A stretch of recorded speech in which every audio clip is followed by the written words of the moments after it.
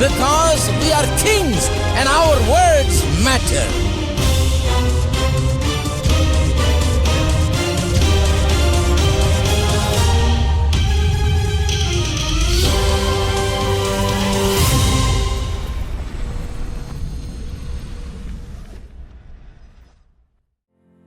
தேவ கிருபை என்றும் உள்ளதே, அவர் கிருபை என்றும் உள்ளதே. அவரை போற்றி துதித்து பாடி அல்லேலூயா என்று ஆர்ப்பரிப்போம். அவரை போற்றி துதித்து பாடி அல்லேலூயா என்று ஆர்ப்பரிப்போம். நெருக்கப்பட்டோம் மடிந்திடாமல் கர்த்தர்தாம் நம்மை காத்ததாலே. நெருக்கப்பட்டோம் மடிந்திடாமல் கர்த்தர்தாம் நம்மை காத்ததாலே. அவர் நல்லவர், அவர் வல்லவர், அவர் கிருபை என்றும் உள்ளது. அவர் நல்லவர், அவர் வல்லவர், அவர் கிருபை என்றும் உள்ளது. தேவ கிருபை என்றும் உள்ளது, அவர் கிருபை என்றும் உள்ளது. அவரை போற்றி துதித்து பாடி அல்லேலூயா என்று ஆர்ப்பரிப்போம். அவரை போற்றி துதித்து பாடி அல்லேலூயா என்று ஆர்ப்பரிப்போம். சத்துரு சேனை தொடர்ந்து சூழ்கையில் பக்கனாம் தாவீதின் தேவன் நமக்கு. சத்துரு சேனை தொடர்ந்து சூழ்கையில் பக்கனாம் தாவீதின் தேவன் நமக்கு. முன் சென்றாரே அவர் நல்லவர், அவர் கிருபை என்றும் உள்ளது. முன் சென்றாரே அவர் நல்லவர், அவர் கிருபை என்றும் உள்ளது. தேவ கிருபை என்றும் உள்ளது, அவர் கிருபை என்றும் உள்ளது. அவரை போற்றி துதித்து பாடி அல்லேலூயா என்று ஆர்ப்பரிப்போம். அவரை போற்றி துதித்து பாடி அல்லேலூயா என்று ஆர்ப்பரிப்போம். அக்கினி சோதனை பட்சிக்க வந்தும் முட்செடி தன்னில் தோன்றிய தேவன். அக்கினி சோதனை பட்சிக்க வந்தும் முட்செடி தன்னில் தோன்றிய தேவன். பாதுகாத்தாரே அவர் நல்லவர், அவர் கிருபை என்றும் உள்ளது. பாதுகாத்தாரே அவர் நல்லவர், அவர் கிருபை என்றும் உள்ளது. தேவ கிருபை என்றும் உள்ளது, அவர் கிருபை என்றும் உள்ளது. அவரை போற்றி துதித்து பாடி அல்லேலூயா என்று ஆர்ப்பரிப்போம். அவரை போற்றி துதித்து பாடி அல்லேலூயா என்று ஆர்ப்பரிப்போம். காரிருள் போன்ற கஷ்டங்கள் வந்தும் பாரினில் அவரின் பாதையில் ஒளியாய். காரிருள் போன்ற கஷ்டங்கள் வந்தும் பாரினில் அவரின் பாதையில் ஒளியாய். என்னை நடத்தினார் அவர் நல்லவர், அவர் கிருபை என்றும் உள்ளது. என்னை நடத்தினார் அவர் நல்லவர், அவர் கிருபை என்றும் உள்ளது. தேவ கிருபை என்றும் உள்ளது, அவர் கிருபை என்றும் உள்ளது. அவரை போற்றி துதித்து பாடி அல்லேலூயா என்று ஆர்ப்பரிப்போம். அவரை போற்றி துதித்து பாடி அல்லேலூயா என்று ஆர்ப்பரிப்போம். வெள்ளம் போல் நிந்தை மேற்கொள்ள வந்தும் வீரன் நெகேமியா ஆவியை அளித்தேன். வெள்ளம் போல் நிந்தை மேற்கொள்ள வந்தும் வீரன் நெகேமியா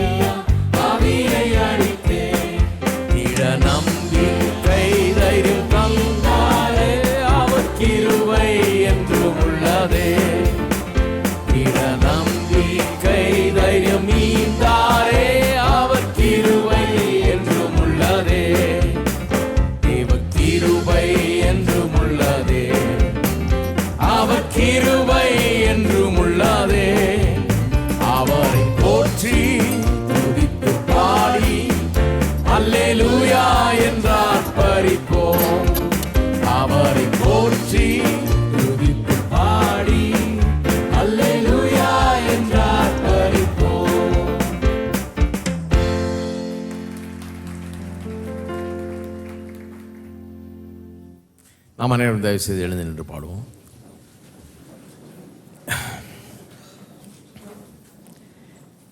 உலகெங்கிலும் இருந்து இந்த காலை வேளையிலே தொலைக்காட்சியின் மூலமாகவும் இணையதளத்தின் மூலமாகவும் எங்களோடு கூட இந்த காலை ஆராதனையிலே பங்கெடுத்துக் கொண்டிருக்கிறவங்க யாவரையும் ஆண்டவராகிய இயேசுவின் நாமத்திலே அன்புடன் வரவேற்கிறேன்.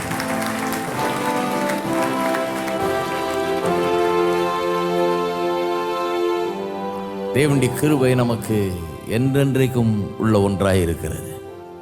நேற்று, இன்னைக்கு, நாளைக்கு, என்றைக்குமே இருக்கிற காரியம் அது. தேவனுடைய கிருபை அது போதுமானதாகவும் இருக்கிறது. என் கிருபை உனக்கு போதும்னாரு.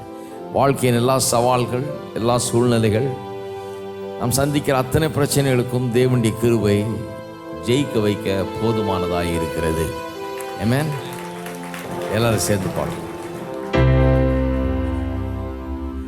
யெகோவா தேவனே, யெகோவா கர்த்தரே, யெகோவா மீட்பரே, யெகோவா ராஜனே, யெகோவா தேவனே, யெகோவா கர்த்தரே, யெகோவா மீட்பரே, யெகோவா ராஜனே, யெகோவா தேவனே, யெகோவா கர்த்தரே, யெகோவா மீட்பரே, யெகோவா ராஜனே.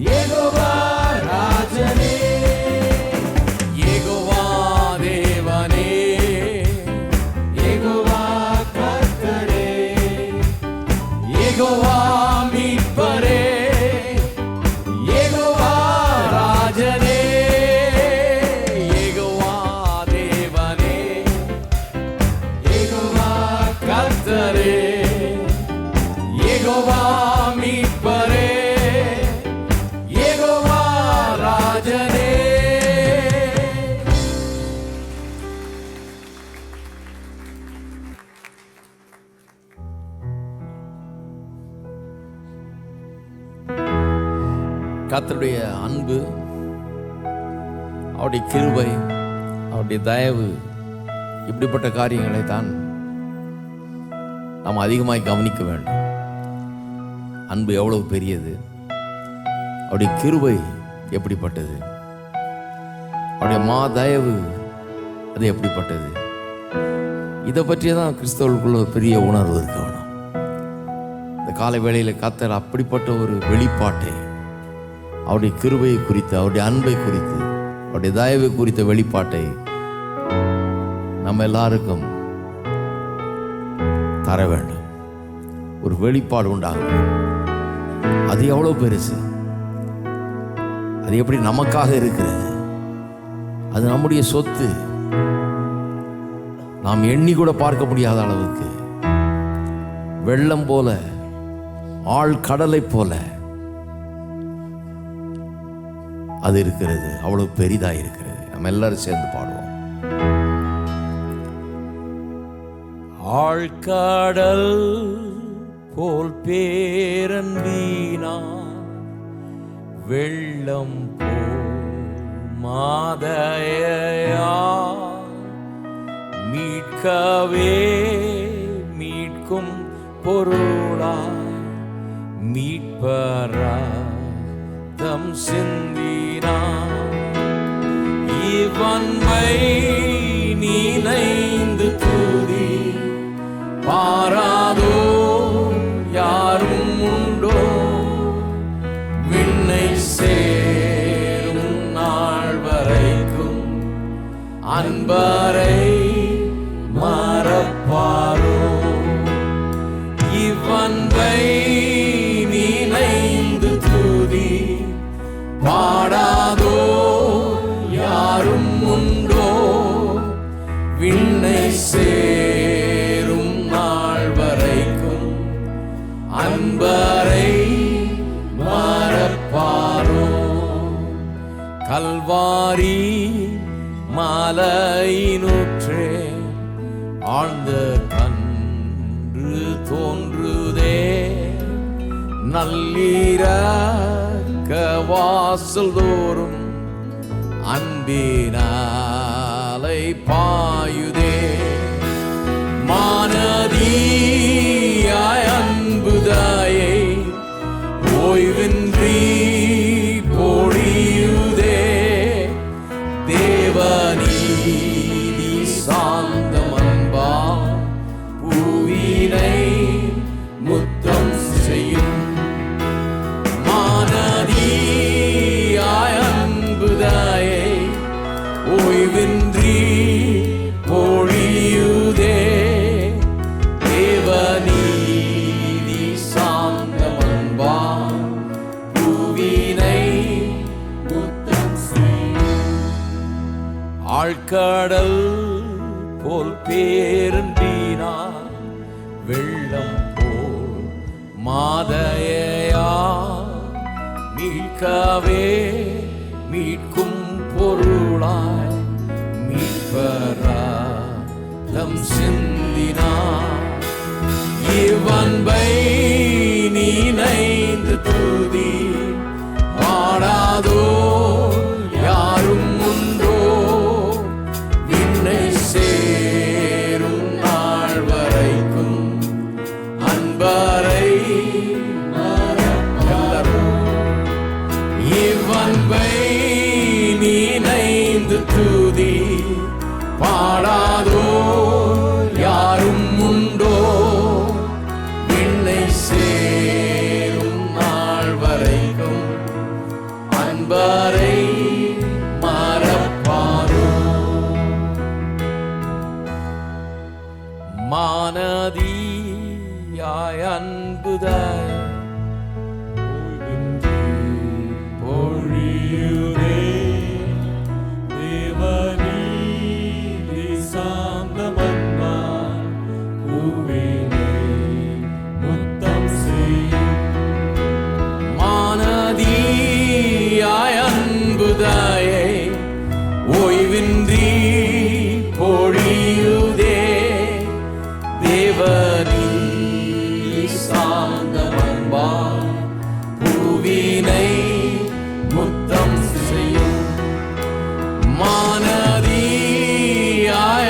அன்புதாயை ஓய்வின்றி பொழியுதே. தேவநீதி சார்ந்தவன்பா பூவினை முத்தம் செய்யும்.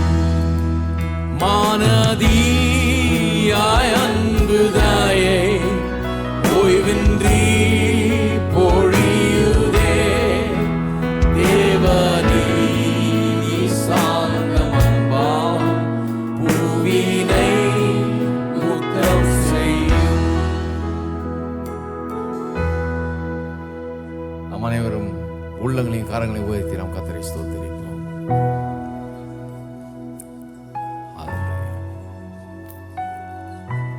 உமக்கு ஸ்தோத்திரம் கர்த்தாவே. உம்மை துதிக்கிறோம் துதிக்கிறோம் துதிக்கிறோம் தேவனே, ஸ்தோத்திரிக்கிறோம். ஹல்லேலூயா. உமக்கு ஸ்தோத்திரம் ஸ்தோத்திரம் ஸ்தோத்திரம் ஸ்தோத்திரம் தேவனே. பிதாவே உம்மை துதிக்கிறோம் துதிக்கிறோம் துதிக்கிறோம், உம்மை ஸ்தோத்திரிக்கிறோம். எங்கள் அன்பின் பிதாவே, கர்த்தராகிய இயேசுவின் நாமத்தில் மண்டையில் வருகிறோம். இந்த காலை வேளையிலே உடைய அன்பு தயை உடைய கிருபைக்காக நாங்கள் உங்களுக்கு நன்றி செலுத்துகிறோம். நாங்கள் நினைக்கிறதும் கேட்கிறதும் மிகவும் அதிகமாய் செய்கிறவர் எங்கள் மீது அளவற்ற அன்பை காண்பித்திருக்கிறீர். உம்முடைய தயை வெள்ளம் போல எங்களை நோக்கி புரண்டோடி வருகிறது. இப்படி கிருபை எங்களுக்கு எல்லா சூழ்நிலையிலும் போதுமானதாக இருக்கிறபடியால் உமக்கு ஸ்தோத்திரம். வேத வசனத்திலிருந்து இவைகளை காண எங்களுக்கு இன்றைக்கு உதவி செய்வீராக. பரிசுத்த ஆவியானவர் சகல சத்தியத்துக்குள்ள எங்களை நடத்தட்டும். மனக்கண்கள் திறக்கப்படட்டும். பிரகாசம் உள்ள மனக்கண்கள் ஒவ்வொருவருக்கும் உண்டாகட்டும். பெரிய நல்ல தேவன் எங்களுக்குள்ளேயே குடியிருக்கிறார், எங்களுக்கு எல்லாவற்றையும் தந்திருக்கிறார் என்பதை ஒவ்வொருவரும் காணட்டும் கர்த்தாவே. வெற்றியும் வாழ்வும் ஒவ்வொருவருக்கும் உண்டாகட்டும். இயேசுவின் நாமத்தில் ஜெபிக்கிறோம். ஆமென்.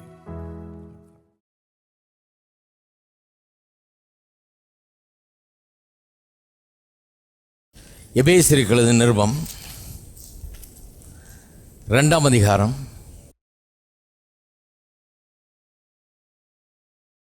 8ஆம் வசனம். எபேசியர் 2:8. கிருபையினாலே விசுவாசத்தை கொண்டு ரட்சிக்கப்பட்டீர்கள். இது உங்களால் உண்டானதல்ல, இது தேவனுடைய ஈவு. கிருபையை குறித்து கடந்த பல வாரங்களாக போதித்து வருகிறோம். குறிப்பாக இப்போ சில வாரங்களாக கிருபையில் வாழ்வது எப்படி என்பது குறித்து போதித்து வருகிறோம். இந்த போதனையில் குறிப்பாக இந்த வசனத்தை வைத்து ஆரம்பிக்கிறோம் ஒவ்வொரு நாளும். பிறகு பல வசனங்களுக்கு செல்லுகிறோம். இந்த வசனம் என்ன சொல்லுகிறது? கிருபையினாலே விசுவாசத்தை கொண்டு ரட்சிக்கப்பட்டீர்கள். ரட்சிக்கப்பட்டது எப்படி அப்படிங்கிறத இந்த வசனம் நமக்கு சொல்லுகிறது. ரட்சிக்கப்பட்டது எப்படியாம்? கிருபையினாலே விசுவாசத்தை கொண்டு. அப்படின்னா என்ன அர்த்தம்? கிருபை, தேவனுடைய கிருபை நமக்கு பாவ மன்னிப்பையும் ரட்சிப்பையும் எல்லாத்தையும் கொடுத்திருக்கிறது. விசுவாசத்தை பயன்படுத்தி நாம் அதை எடுத்துக்கொண்டோம். கிருபை கொடுக்கிறது, விசுவாசம் எடுத்துக்கொள்ளுகிறது. இந்த ரெண்டும் சேர்ந்தால்தான் தேவன் நமக்கு வைத்திருக்கிற அத்தனை காரியங்களையும் பெற்று நாம் அனுபவிக்க முடியும். முதல்ல கொடுத்துருக்கணும், ரெண்டாவது நம்ம எடுத்துக்கணும். கிருபை கொடுக்கிறது, விசுவாசம் எடுத்துக்கொள்ளுகிறது. இதை புரிந்து கொண்டால்தான் விசுவாசத்திலே நாம் வாழ முடியும். ஆகவே இது எப்படி வேலை செய்யுது? கிருபையினாலே விசுவாசத்தை கொண்டு தான் எல்லாமே, ரட்சிப்பு மட்டுமல்ல, வாழ்க்கையில் எல்லாமே கிருபையினாலே விசுவாசத்தை கொண்டு தான் நமக்கு உண்டாகிற. சுகம் வேணுமா? அதுவும் அப்படி தான். கிருபை ஏற்கனவே கொடுத்துருக்குது, விசுவாசம் அதை எடுத்துக்கொள். நீங்கள் குணமானீர்கள் என்று வேதவாசனம் சொல்லுகிறது. வேறு பொருளாதார ஆசீர்வாதமும் அது கூட கொடுக்கப்பட்டிருக்கிறது, அதை நாம் எடுத்துக்கொள்ள வேண்டும். கிருபை கொடுத்திருக்கிறது, கொடுத்ததை நாம் எடுத்துக்கொள்ள வேண்டும். இதில் முக்கியமாக கவனிக்க வேண்டியது என்னென்னா, நமக்கு வேண்டிய எல்லாம் கிருபையினாலே ஏற்கனவே கொடுக்கப்பட்டு விட்டது. இன்றைக்கு நிறைய கிறிஸ்தவர்களுடைய பிரச்சனை என்னவென்றால், கர்த்தர் இதை செய்வார், அதை செய்வார், இப்படி செய்ய வல்லவர், நான் நம்புகிறேன் அப்படின்லாம் ஜனங்க விசுவாசிக்கிறார்கள். ஆனால் ஏற்கனவே செய்து விட்டார் என்று விசுவாசிக்கிற கிறிஸ்தவர்கள் ரொம்ப குறைவு. இதுதான் இந்த பாயிண்ட்டு தான் நான் விளக்கிக்கிட்டே இருக்கிறேன் ஒவ்வொரு வாரமும். செய்வார், நான் எதிர்பார்க்குறேன், நடக்கும் அப்படின்னு விசுவாசிக்கிறார்கள் ஒழிய, ஏற்கனவே செய்து விட்டார், ஏற்கனவே இவைகளெல்லாம் எனக்கு உண்டாயிருக்கிறது என்று விசுவாசிக்கிற கிறிஸ்தவர்கள் மிகவும் குறைவு.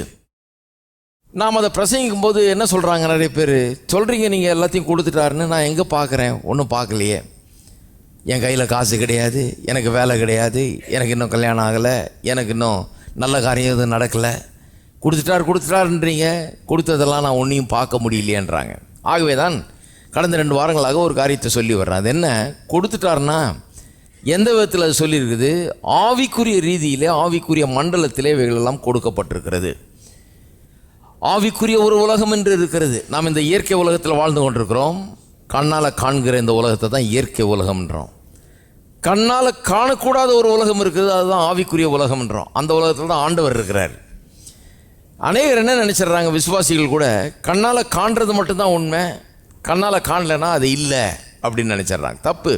கண்ணால் காணாத நிறைய காரியங்கள் இருந்து கொண்டு இருக்கிறது. எத்தனையோ ரேடியோ வேவ்ஸும் டெலிவிஷன் படங்களுடைய வேவ்ஸும் போய்கொண்டிருக்கிறது இப்போ வானத்தில். உங்கள் தலைக்கு மேலே அது போய்கிட்டு இருக்குது. ஆனால் உங்களுக்கு தெரியுதா அது? அந்த படத்தை பார்க்குறீங்களா நீங்கள்? அந்த சத்தத்தை கேட்குறீங்களா? இல்லை. ஒரு ரேடியோ கொண்டு வந்து வச்சு பாருங்கள், டியூன் பண்ணி பாருங்கள், வரும். ஒரு டிவியை கொண்டு வந்து வச்சு பாருங்கள், டியூன் பண்ணி பாருங்கள், அது கிடைக்கும் உங்களுக்கு. அதுபோல தான் காணப்படாத ஒரு மண்டலம் என்று இருக்கிறது. நீங்கள் இங்கே இருக்கிறீங்கன்றது எனக்கு தெரியுது, நான் இருக்கிறது உங்களுக்கு தெரியுது. ஆனால் அதை காட்டிலும் மிகப்பெரிய உண்மை என்னென்னா, கடவுள் இங்கே இருக்கிறார். அவரை பார்க்க முடியாது. நம்ம இன்றைக்கெல்லாம் இங்கே உட்காந்துருந்தாலும் கடவுளை நம்ம காண முடியாது.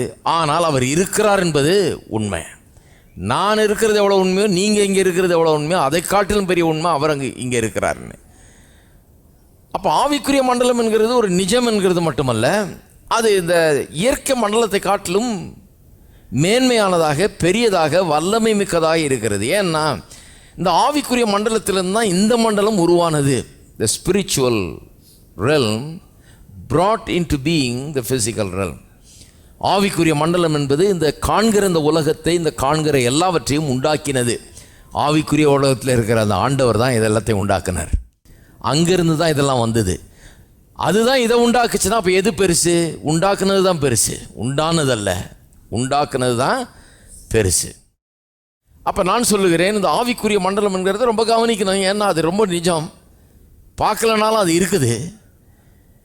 அது மட்டுமல்லாமல் நிஜம்ன்றது மட்டும் இல்லை, அது ரொம்ப வல்லமை வாய்ந்தது, சக்தி வாய்ந்தது என்று பார்க்கிறோம். அதனால தான் எலிசா சொல்லுகிறார், அவர்களோடு இருக்கிறவர்களை காட்டிலும் நம்மோடு இருக்கிறவர்கள் அதிகம். நிறைய பேர் நம்மோடு இருக்கிறவர்களை பார்க்க முடியல. ஏன்னா அது ஆவிக்குரிய மண்டலத்தில் இருக்குது.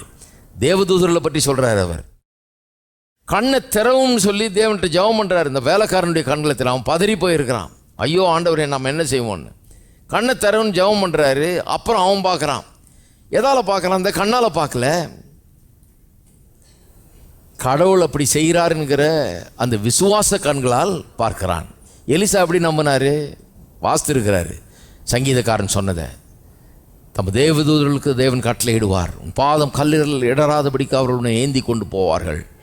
கர்த்தருக்கு பயப்படுகிறவர்களை சூழ தேவதூதர்கள் பாளையம் இறங்கி இருக்கிறார்கள். இந்த வசனங்கள்லாம் வச்சு தான் எலிசா சொல்கிறாரு, நம்மோடு இருக்கிறவர்கள் அதிகம், அவர்களோடு இருக்கிறவர்களை காட்டிலும் நம்மோடு இருக்கிறவர்கள் அதிகம். பார்த்து சொல்லலை, விசுவாசித்து சொல்கிறார். நிறைய பேருக்கு இந்த லெவலுக்கு வரல பாருங்கள். இன்னும் பார்த்துக்கிட்டே தான் இருக்கிறாங்க. தங்களுடைய பிரச்சனையை பார்க்குறாங்க, தங்களுடைய வாழ்க்கை போராட்டங்களை பார்க்குறாங்க, கஷ்டங்களை பார்க்குறாங்க. நம்மகிட்ட இருக்கிற ஸ்ட்ரென்த் என்னன்னு தெரியல அவங்களுக்கு. நம்மளால் என்ன முடியுன்றதே தெரியல. என்ன பலப்படுத்துகிற கிறிஸ்துவனால எனக்கு எல்லாவற்றையும் செய்ய பலன் உண்டுன்னு வேதம் சொல்லுது. ஆனால் இவங்களால் அதை கற்பனை கூட பண்ணி பார்க்க முடியல. ஏன்னா இவங்க காண்கிற உலகத்தையே பார்த்து கொண்டிருக்கிறவர்கள், காணாததை பார்க்க முடியாதவர்கள். இதுதான் இங்கே பிரச்சனை. ஆனால் அந்த காணாத உலகம், ஆவிக்குரிய உலகம் என்பது ரியல். அங்கே தான் நம்முடைய எல்லா ஆசீர்வாதமும் தேவன் கல்வாரி சிலுவையில் உள்ள இயேசுவின் மூலமாய் நமக்கு சம்பாதித்து கொடுத்த அத்தனை காரியங்களும் ஆவிக்குரிய மண்டலத்திலே இருக்கிறது. உலக தோற்றத்துக்கு முன்னாலேயே தேவன் இதெல்லாம் ஏற்படுத்திட்டாராம். உலகம் தோன்றதுக்கு முன்னாலேயே இயேசுவை அனுப்புவேன்னு நினச்சி, அவர் மூலமாக என்னென்னலாம் நம்ம கொடுப்பார்னு நினச்சி எல்லாத்தையும் போட்டு டெபாசிட் பண்ணி வச்சுட்டார். ஆவிக்குரிய மண்டலத்தில் எல்லாத்தையும் நமக்கென்று எழுதி வைத்து விட்டார். சட்டப்பூர்வமாக இயேசு சிலுவையில் என்னைக்கு மரித்தாரோ அது நம்முடையது ஆகிவிட்டது. பேங்க்கில் இப்போ பணம் இருக்கிற மாதிரி, பேங்க்கில் பணம் இருந்ததுன்னா நாம் போய் அதை கிளைம் பண்ணுறதுக்கு நான் என்ன பண்ணணுமோ அதை பண்ணணும். சொந்தம் பாராட்டுறதுக்கு நான் தான் அந்த ஆள்னு நிரூபிக்கணும், எனக்காக தான் வைக்கப்பட்டிருக்கிறதுன்னு. நான் கொண்டு போய் அதுக்குரிய பத்திரங்களை கொடுத்து, டாக்குமெண்ட்ஸை கொடுத்து நிரூபித்து சட்டபூர்வமாக என்னுடையதை நான் எடுத்துக்கொள்ள முடியும். ஒரு செக் எழுதி கொடுப்பாங்க. இதை விட்டு போட்டு அந்த பேங்க் முன்னால் போய் சாகும் வரை உண்ணாவிரதம் இருக்க முடியாது. நான் சாகும் வரை உண்ணாமல் இருந்தவன் தான் சாவு தான். ஒன்றும் காசு கிடைக்காது, ஒரு நயா பைசா கூட கிடைக்காது. ஏன்னா அவங்க உண்ணாவிரதம் இருக்கிறதுனால காசு தந்துட முடியாது. சட்டப்பூர்வமாக என்ன செய்ய முடியுமோ அதுதான் செய்ய முடியும். நிறைய கிறிஸ்தவர்களும் உண்ணாவிரதம் இருக்கிறாங்க. ஹலோ, உபவாசம்னு கேள்விப்பட்டிருக்கீங்களா? நிறைய கிறிஸ்தவர்களுக்கு இந்த உபவாசம் வேற ஒன்றும் இல்லை, சாகும் வரை உண்ணாவிரதம் மாதிரி நிறைய பேர். அதனால தான் 21 நாள் 40 நாள்னு 41 நாள்லாம் ஒருத்தர் இருக்கார். ஏன்னா ஏசு 40 நாள் இருந்தாலும் இவர் ஒரு ஸ்டெப் அதிகமாக போயிட்டார். இவர் அவரை காட்டில் நான் அதிகமாக இருக்கிறேன்னு. ஏன்னா அவங்களுக்கு என்ன, கொடுக்காத கர்த்தரை கொடுக்க வைக்கணும். எப்படி கொடுக்க வைக்கிறது? உபவாசம் இருந்து அவர் கையை முறுக்கி எப்படியாவது அவர்கிட்டருந்து பிடிங்கிடணும், வாங்கிடணும். அவர் விடா கொண்டன் கொடா கொண்டான் இருக்கிறாரு. அவர்கிட்டருந்து எப்படியாவது பிடிங்கிடணுமாக்குன்னு நினைக்கிறாங்க. நான் சொல்கிறேன், கர்த்தர் உண்ணாவிரத்தை கண்டு பயப்படுறவர் அல்ல, நீ கடந்துட்டு போன்றாரு. அவர் சொல்கிறது வழங்காமல் பேசாமல் உண்ணாவிரதம் பண்ண. அப்படி உபவாசம் என்கிறது ஒரு நல்ல காரியம். எதுக்கு நல்ல காரியம்? நான் கர்த்தரிடத்தில் நேரம் செலவழிக்கிறேன். உபவாசம் இன்றைக்கி இருந்தேன்னா நான் சாப்பாடெல்லாம் கூட ஒதுக்கி வச்சுட்டு, அந்த நேரத்தெல்லாம் கூட ஒதுக்கி வச்சுட்டு சும்மா சாப்பிட்டுட்டு தூங்க வருது. அது அடுத்தது இல்லையா? மத்தியானம் போய் நல்லா வயிறு பிடிக்க சாப்பிட்டா அடுத்த ஸ்டெப் என்ன? ஜெபமாக பண்ண போகிறீங்க? கிடையாது. என்ன கேளுங்க, நான் சொல்கிறேன். காலையிலேருந்து சாயந்தரம் வரைக்கும் பிரசங்கம் பண்ணுற மீட்டிங்கெல்லாம் நான் நிறையா வச்சுருக்கேன். ஊழியக்காரங்களுக்கு அவங்களுக்கெல்லாம் ஊழியக்காரராகவே இருப்பாங்க. அவங்கெல்லாம் முழு நேர ஊழியர்கள். மத்தியானம் நல்ல சாப்பாடு சாப்பிட்டாங்கன்னு வைங்க, அந்த 2:30 மணி செஷன் இருக்குது பாருங்கள், சாப்பிட்ட பிறகு ஆரம்பிக்கிற செஷனு, அதில் பிரசங்கம் பண்ணுற ஆள் ரொம்ப சரியான ஆளாக இருக்கணும். இல்லைன்னா எல்லாம் கொரட்டை விட்டு தூங்கிட்டு இருப்பாங்க. 2:30 மணி செஷன் ரொம்ப கஷ்டமான செஷன். இதெல்லாம் பார்த்துட்டு வந்து தான் நான் சொல்கிறேன். அதனால தான் என்ன பண்ணுறோம், சில நேரம் சாப்பிடாம சாப்பாடெல்லாம் தூக்கி ஓரமாக வச்சுட்டு ஜெபம் பண்ண போகிறோம், இன்றைக்கி வேதத்தை வாசிக்க போகிறோம், கர்த்தருடைய சமூகத்தில் நேரத்தை செலவழிக்க போகிறோம். நம்முடைய பயனுக்காக உபவாசம் எனக்கு நல்லதை செய்யுது, எனக்கு என்ன நல்லவனாக மாற்றுது, இன்னும் கொஞ்சம் என்னை ஆவிக்குரியவனாக மாற்றுகிறது, எனக்கு இன்னும் கொஞ்சம் அறிவை தருகிறது, எனக்கு இன்னும் கொஞ்சம் ஞானத்தை தருகிறது. உபவாசம் நல்லது. ஆனால் அதை வந்து இப்படி விபரீதமாக உபயோகப்படுத்தக்கூடாது. பாருங்கள், ஆண்டவரை பயமுறுத்துறதுக்கு, தரலைன்னா நான் செத்துருவேன் அப்படின்னா அவர் எப்பா உனக்கு ரெடியாக இங்கே வச்சுருக்கிறேன்லாம் வந்துடுன்றாரு. சும்மா பயமுறுத்தாத என்ன அப்படிங்கிறவர். அவர் இங்கே வாழணும்னா வெறும் உபவாசம் இருந்தால் பத்தாது, என்ன சொல்லி இருக்குது என்பதை கவனிக்க வேண்டும். எத்தனை பேர் இருக்கிறீங்க? சொல்கிறது விளங்குதா?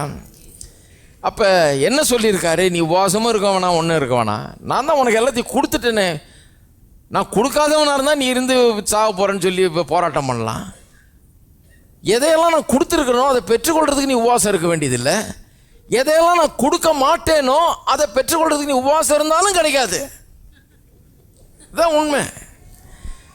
அவர் கொடுத்ததை பெற்றுக்கொள்கிறதுக்கு உபவாசம் தேவையில்லை, அவர் கொடுக்காத பெற்றுக்கொள்கிறதுக்கு என்ன இருந்தாலும் கிடைக்காது. அது கிடைக்கவே கிடைக்காது. அப்படின்னா அவர் கொடுக்க மாட்டாருன்னு அர்த்தம். கொடுக்க வேண்டியதெல்லாம் கொடுத்து விட்டாருன்னு அர்த்தம். இதுதான் இங்கே பிரச்சனை. இது நிறைய பேருக்கு வழங்குறது இல்லை. பாருங்கள், இந்த ஆவிக்குரிய மண்டலத்தில் எல்லாம் வைக்கப்பட்டிருக்கிறது. அவங்க சொல்கிறாங்க, எனக்கு பார்க்கலையே, என் கையில் இல்லையே, என் அக்கௌண்ட்டில் இல்லையே, எனக்கு வேலை இல்லையே, எனக்கு கல்யாணம் இல்லையே, எனக்கு இது இல்லையே, அது இல்லையே, வீட்டில் நிம்மதி இல்லையே, நான் அதுக்கு பதிலையே காண முடியலையே, எங்கே இருக்குது? இருக்குதுன்றீங்க, எங்கே இருக்குது அப்படின்றாங்க. இந்த ஆவிக்குரிய மண்டலத்தில் இருக்கிறத இந்த இயற்கை மண்டலத்தில் நம்முடைய வாழ்க்கையில் கொண்டு வந்து அதை பெற்று அனுபவிக்க வேண்டும் என்றால் நாம் எப்படி விசுவாசத்தை பயன்படுத்துகிறோம் என்கிறது தான் அதில் அடங்கி இருக்கிறது. ஒழிய கடவுள் இனிமே தான் கொடுக்க வேண்டும்ன்றது அல்ல. இந்த உபவாச முயற்சிகள் இதெல்லாம் அநேக நேரத்தில் எப்படி இருக்குதுன்னா, அதனுடைய ப்ரிசம்ஷனே என்ன, அதனுடைய அடிப்படையே என்னன்னா, கடவுள் தரல, இனிமே தான் தரணும், அதுக்காக தான் நான் உபவாசம் இருக்கிறேன். அப்போ அதுதான் அதனுடைய அடிப்படை. அதனால தான் அது தப்பு. கடவுள் தரணும் இல்லை, கடவுள் தந்துட்டாரு. ஆகவே அதை நான் எப்படி பெற்றுக்கொள்ள வேணும்? தந்துட்டார்னு முதல்ல விசுவாசித்து நான் அதற்குரிய நடவடிக்கைகளை எடுக்க வேணும். விசுவாசத்தில் நான் அதை எடுத்துக்கொள்ள வேண்டிய நடவடிக்கைகளை எடுத்துக்கொள்ள வேணும். சரி, இதுதான் இப்போ போயிட்டு வருகிற சில வாரங்களாக இப்போ இந்த கிருபையினாலே விசுவாசத்தை கொண்டு தான் எல்லாவற்றையும் பெற்றுக்கொள்கிறோம். இந்த கடந்த 2 வாரங்களாக ஒரு குறிப்பிட்ட காரியத்தை சொன்னேன் உங்களுக்கு. அது என்னென்னா, சில நேரங்களில் இந்த ஆவிக்குரிய மண்டலத்திலேருந்து இயற்கை மண்டலத்துக்கு கொண்டு வந்து இதை பெற்றுக்கொள்கிறதுக்கு நம்ம ஜெபிக்கிறோம், கேட்கிறோம், பெற்றுக்கொள்கிறோம். என்கிட்ட இருக்கிறது தான் கேட்குறேன், எனக்கு வைக்கப்பட்டிருக்கிறத நான் கேட்குறேன். பேங்க்கில் இருக்க பணத்தை நான் கேட்குற மாதிரி, செக் எழுதி கேட்குற மாதிரி அது. ஆனால் சில நேரத்தில் வந்து கிடைக்கிறதுக்கு கொஞ்சம் தாமதமாகிடுது. இதை போன வாரம் பேசினேன் இல்லையா? தானியேல் ஜெபம் பண்ணுறாரு, 9ஆம் அதிகாரத்தில் ஜெபம் பண்ணுறாரு. அந்த ஜெபமே ஒரு 3 நிமிஷம் ஜெபம் தான் இருக்கும்னு நினைக்கிறேன். 3 நிமிஷத்துக்குள்ளே தேவதூதன் வந்து இறங்கிட்டார். அவ்வளோ தூரத்தில் இருக்க தேவதூதன் 3 நிமிஷத்துக்குள்ளே கடவுளுடைய பிரசன்னத்திலேருந்து ஒரு தேவதூதன் வந்து ஆஜராயிட்டார். அதனால் அங்கேருந்து இங்கே வர்றது ஒன்றும் பெரிய 24 மணி நேரம் ஃப்ளைட்டு கிடையாது. அமெரிக்காவிலேருந்து இங்கே வர்ற மாதிரி தப்புன்னு வந்துடலாம் போல இருக்கு. 3 நிமிஷத்தில் தேவதூதன் நாங்கள் வந்து நிற்கிறார். அவருக்கு வேண்டிய எல்லா பதிலையும் சொல்கிறாரு, கேள்விக்குரிய பதிலை எல்லாம் சொல்கிறாரு, வெளிப்பாடெல்லாம் கொடுக்குறாரு, எல்லாம் பண்ணுறாரு. அடுத்த சாப்டரில் பார்த்தீங்கன்னா 10ஆம் அதிகாரத்தில் தானியேல் ஜெபம் பண்ணுறாரு. 21 நாள் ஜெபம் பண்ணுறாரு. 21வது நாள் தான் பதில் வருது, தேவதூதன் வர்றான். ஆனால் தேவதூதன் ஒன்று சொல்கிறான், நீ ஜெபிக்க தொடங்கின முதல் நாளிலேயே தேவன் என்ன அனுப்பிட்டாருன்றான். டிஸ்பேச் பண்ணிட்டார் கர்த்தர் முதல் நாள்லேயே. அப்போ முதல் நாள்லேயே கர்த்தர் ஜெபத்தை கேட்டார். ஜெபத்தை கேட்டு முதல் நாள்லேயே பதிலை டிஸ்பேச் பண்ணிட்டார். தேவதூதன் அனுப்புகிறார் பதிலோட. ஆனால் அந்த தேவதூதனுக்கு வழியில் ஏதோ தடை. என்ன தடைன்னு தேவதூதன் சொல்கிறான். வழியில் இந்த வான மண்டல சேனைகள், இந்த பிசாசின் சக்திகள் இந்த பதிலை இவன் பெற்றுக்கொள்ளாதபடிக்கு தடை செய்யும்படியாக கிரியை செய்து, அதனால 21 நாள் தாமதமாயிடுச்சு. 21வது நாள் தான் வர முடிஞ்சது அப்படின்னு சொல்கிறான். பாருங்க, முதல் ஜெபத்தில் எப்படி 3 நிமிஷத்தில் வர முடிஞ்சது, இப்போ 21 நாள் ஆகுது. சிலர் சொல்கிறாங்க கர்த்தர் சிலருக்கு 21 நாள் பொறுத்து தர்றாரு பிரதர், சிலருக்கு 40 நாள் பொறுத்து தருவார், சிலருக்கு 40 வருஷம் கூட ஆகலாம். இப்படி கர்த்தர் எப்போ நினைக்கிறாரோ அப்போ தருவார். கிடையாது. இந்த 2 ஜெபத்துலையும் பார்த்தீங்கன்னா ஒன்று கிளியரு. ஜெபித்த மாத்திரத்திலேயே அந்த நிமிஷமே துவங்கின உடனே, ஜெபம் தொடங்கின உடனேயே அங்கே ஜெபம் கேட்கப்பட்டு விட்டது, பதிலும் டிஸ்பேச் பதிலும் அனுப்பப்பட்டு விட்டது. முதல் ஜெபத்தில் வழியில் எந்த தடையும் இல்லாமல் 3 நிமிஷத்தில் வந்தாச்சு பதில். ரெண்டாவது இப்போ எல்லாருக்குமே 3 நிமிஷத்தில் வந்து கிடச்சா ரொம்ப சந்தோஷமாயிடுவோம். நம்ம 10 நிமிஷம் தான் கூட பரவாயில்ல, வெயிட் பண்ண தயார். ஆனால் அதுக்கு மேலே வெயிட் பண்ணுறது தான் கஷ்டமாக இருக்குது நமக்கு. சில நேரத்தில் 21 நாள் ஆகுது.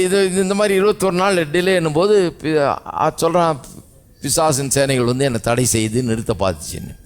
அப்போ பாருங்கள், நிறைய பேர் என்ன நினைக்கிறாங்க, இதை வைத்து கொண்டு பிசாசு நினச்சதெல்லாம் செஞ்சிடலாம், நமக்கு ஜெபத்துக்கு பதிலே கிடைக்க முடியாதபடி தடை செஞ்சு போட்டுடலாம் அப்படின்னு நினைக்கிறாங்க. கிடையாது. அது பழைய ஏற்பாடு, நம்ம இருக்கிறது புதிய ஏற்பாடு. புதிய ஏற்பாட்டில் நமக்கு பிசாசின் மேலே அதிகாரம் கொடுக்கப்பட்டிருக்கிறது. நாமே பிசாசை விரட்டலாம், அதட்டலாம், அவன் நம்ம விட்டு ஓடி போவான்லாம் சொல்லப்பட்டிருக்கிறது. இப்போ கதையே வேறு. அதனால் வேறு விதமாக இதை பார்க்க வேண்டும்.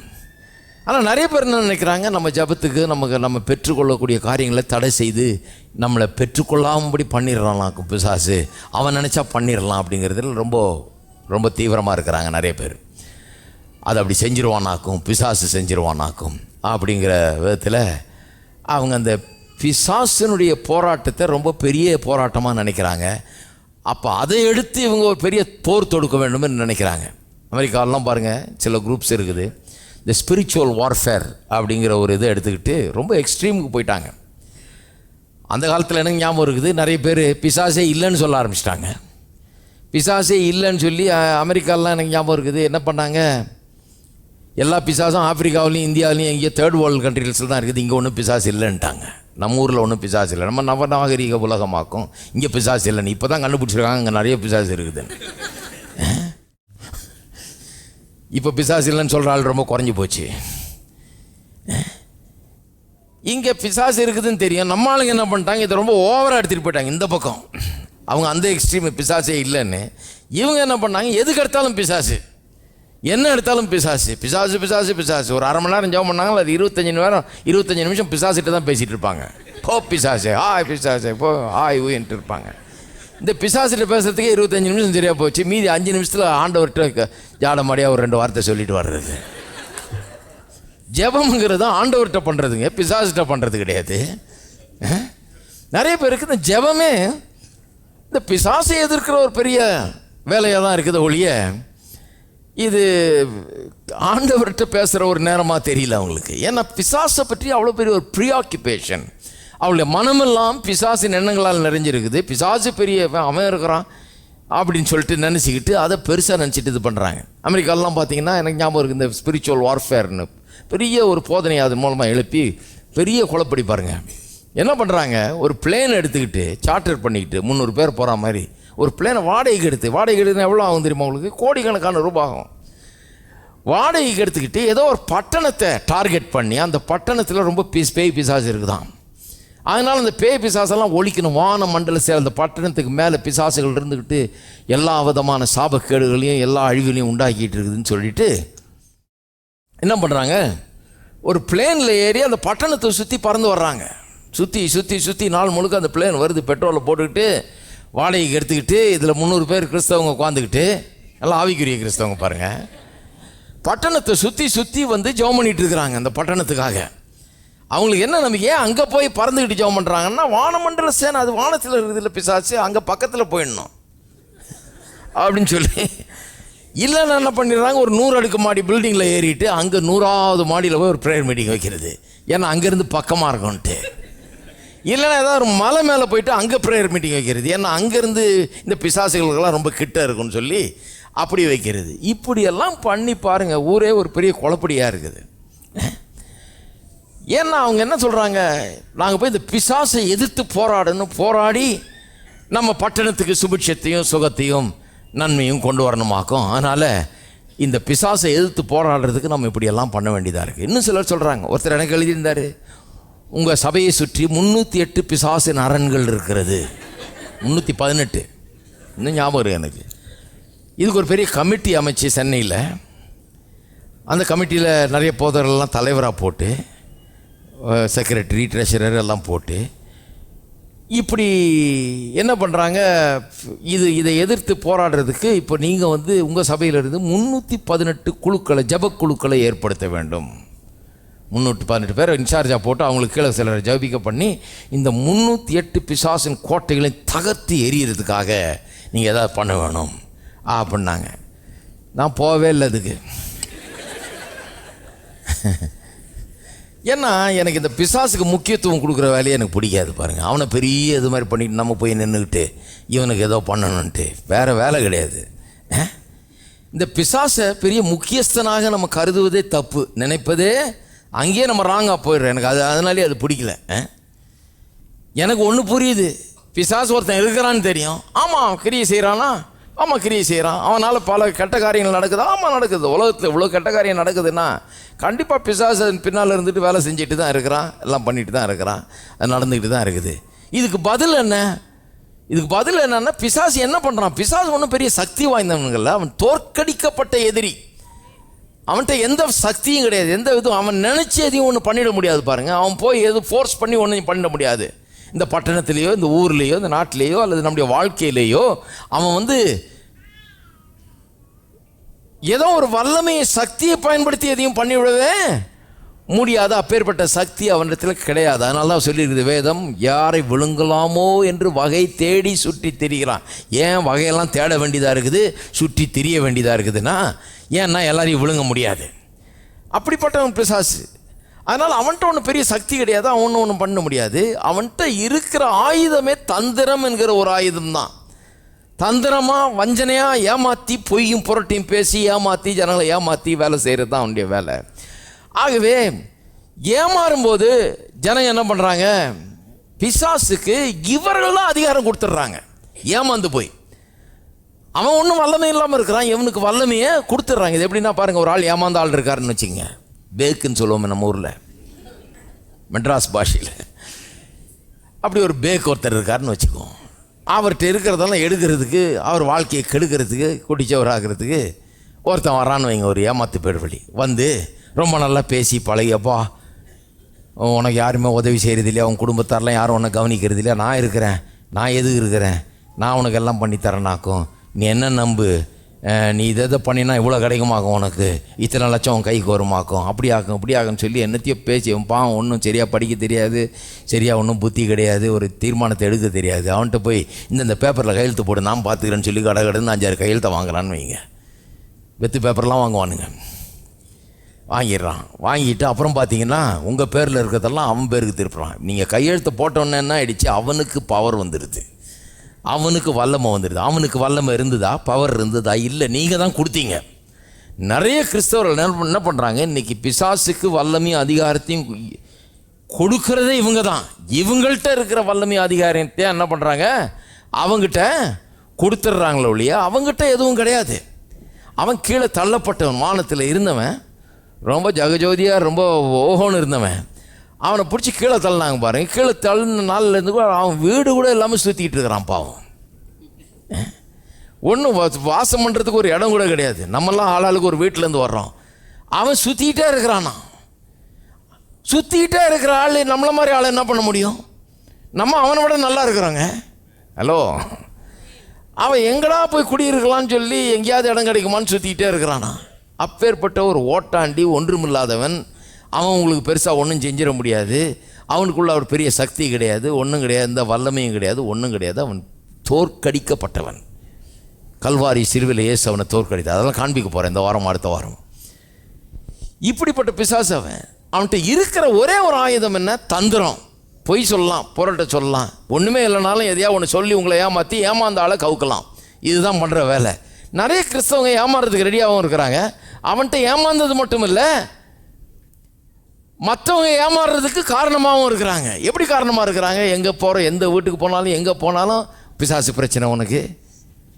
இந்த ஒருத்தர் சொன்னார், நம்ம கோயிலில் ஒருத்தர் வீட்டில் வந்து ஏதோ என்னமோப்பா, அவங்க நல்ல விசுவாசி, ஏதோ ஒரு ஊழியர் வந்திருக்காரு, எதுக்கோ ஜெபம் பண்ணுங்கன்னு சொன்னதுக்கு இது பாம்பு பிசாசு. உங்கள் வீட்டில் இருக்கிறது பாம்பு பிசாசு. இந்த பாம்பு பிசாசு ரொம்ப பொல்லாத பிசாசு, லேஸ்லலாம் போகாது. நம்ம இதுக்காக பல வாரம் உபவாசம் இருந்தது பண்ணோம். உங்கள் பாஸ்டருக்கெல்லாம் அதை பற்றி தெரியாது. இவர் பெரிய எக்ஸ்பர்ட், இவர் பாம்போடையே வாழ்கிறவர். நாங்கள் பாம்போடெல்லாம் வச்சுக்கிறது இல்லை. இந்த பாம்பு பிசாசை பற்றி அவருக்கு என்ன தெரியும்? அவருக்கு ஒன்றும் தெரியாது. நான் சொல்கிறது நீ கேளு. இந்த பாம்பு பிசாசை நான் தான் என்ன பண்ணுறேன் பாருன்னு சொல்லி வீட்டுள்ள பூந்து அதையும் இதையும் பண்ணி ஒரு வழி ஆக்கி கடைசியில் அவங்க ஐயோ அப்பா இவரை விரட்டினா போதும்னு சொல்லி என்கிட்ட வந்தாங்க. நான் சொன்ன பிசாசை விரட்டுறது போதும் இருக்கட்டும், இவரை முதல்ல விரட்டுங்கண்ணே, எல்லாம் சரியாக போயிடும். ஒழுங்காக இங்கே சொல்கிறத கவனிங்க, எல்லாம் சரியாக போயிடும். பிசாசை விரட்டலாம்னு நினச்சி கடைசியில் பிசாசுக்கு இடம் கொடுத்தாச்சு, வீட்டுள்ள திறந்து விட்டாச்சு. இப்போ எப்போ பார்த்தாலும் பாம்பு மாதிரி ஒன்று ஓடிச்சு. ஐயோ அங்கே அப்படி பார்த்தனாக்கும் எனக்கே பாம்பு மாதிரி சில நேரம் வளைய வருது.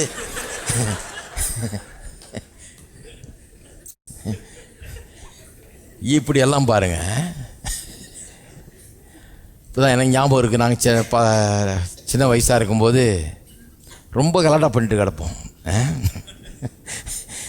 ஒரு பையனை நாய் கடிச்சிருச்சு பாருங்க.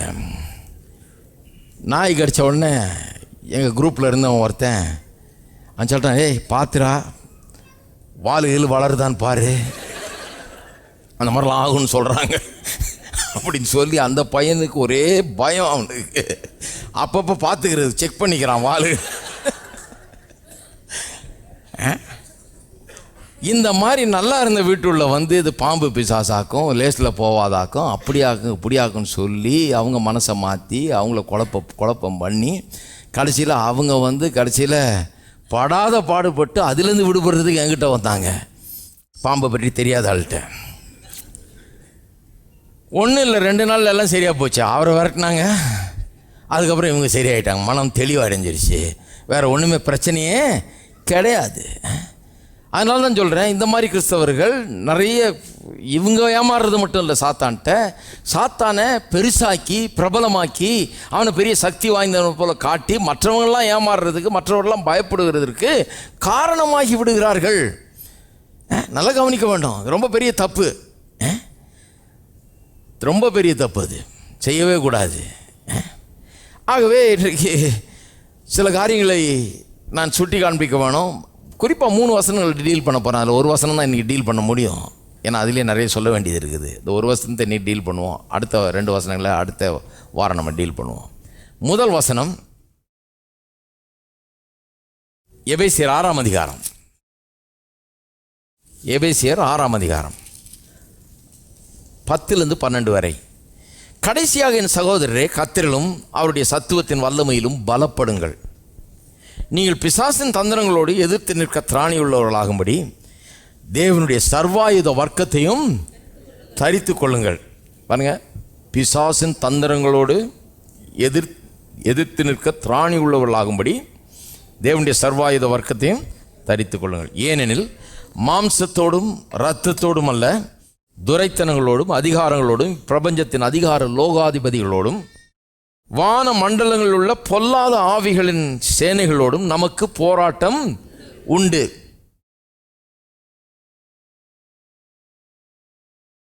நல்லா கவனிங்க, நமக்கு ஒரு போராட்டம் உண்டா? பிசாசை எதிர்த்து போராட வேண்டிய ஒரு போராட்டம் உண்டா? இந்த ஸ்பிரிச்சுவல் வார்ஃபேர் பீப்புள் அதை ஃபாலோ பண்ணுறவங்க என்ன சொல்கிறாங்க? பைபிளில் இருக்குதே, வானமண்டல சேனைகளோடு நமக்கு போராட்டம் உண்டு. மாம்சத்தோடு இரத்தத்தோடு துரைத்தனங்களோடு அதிகாரங்களோடும் பிரபஞ்சத்து அதிகார லோகாதிபதிகளோடும், வானமண்டல மாம்சத்தோடு இரத்தத்தோடும் அல்ல, துரைத்தனங்களோடும் அதிகாரங்களோடும் பிரபஞ்சத்தின் அதிகார லோகாதிபதிகளோடும் வான மண்டலங்களில் உள்ள பொல்லாத ஆவிகளின் சேனைகளோடும் நமக்கு போராட்டம் உண்டுன்னு சொல்லியிருக்குதே. அப்போ அதுக்கு என்ன சொல்கிறீங்க? போராட்டம் இருக்குதே, பிசாசை எதிர்த்து நம்ம போராட வேண்டியதாக இருக்குதே, அதுக்கு தான் நாங்கள் ஸ்பிரிச்சுவல் வார்ஃபேர்னு அதை தான் சொல்கிறோம் அப்படின்றாங்க.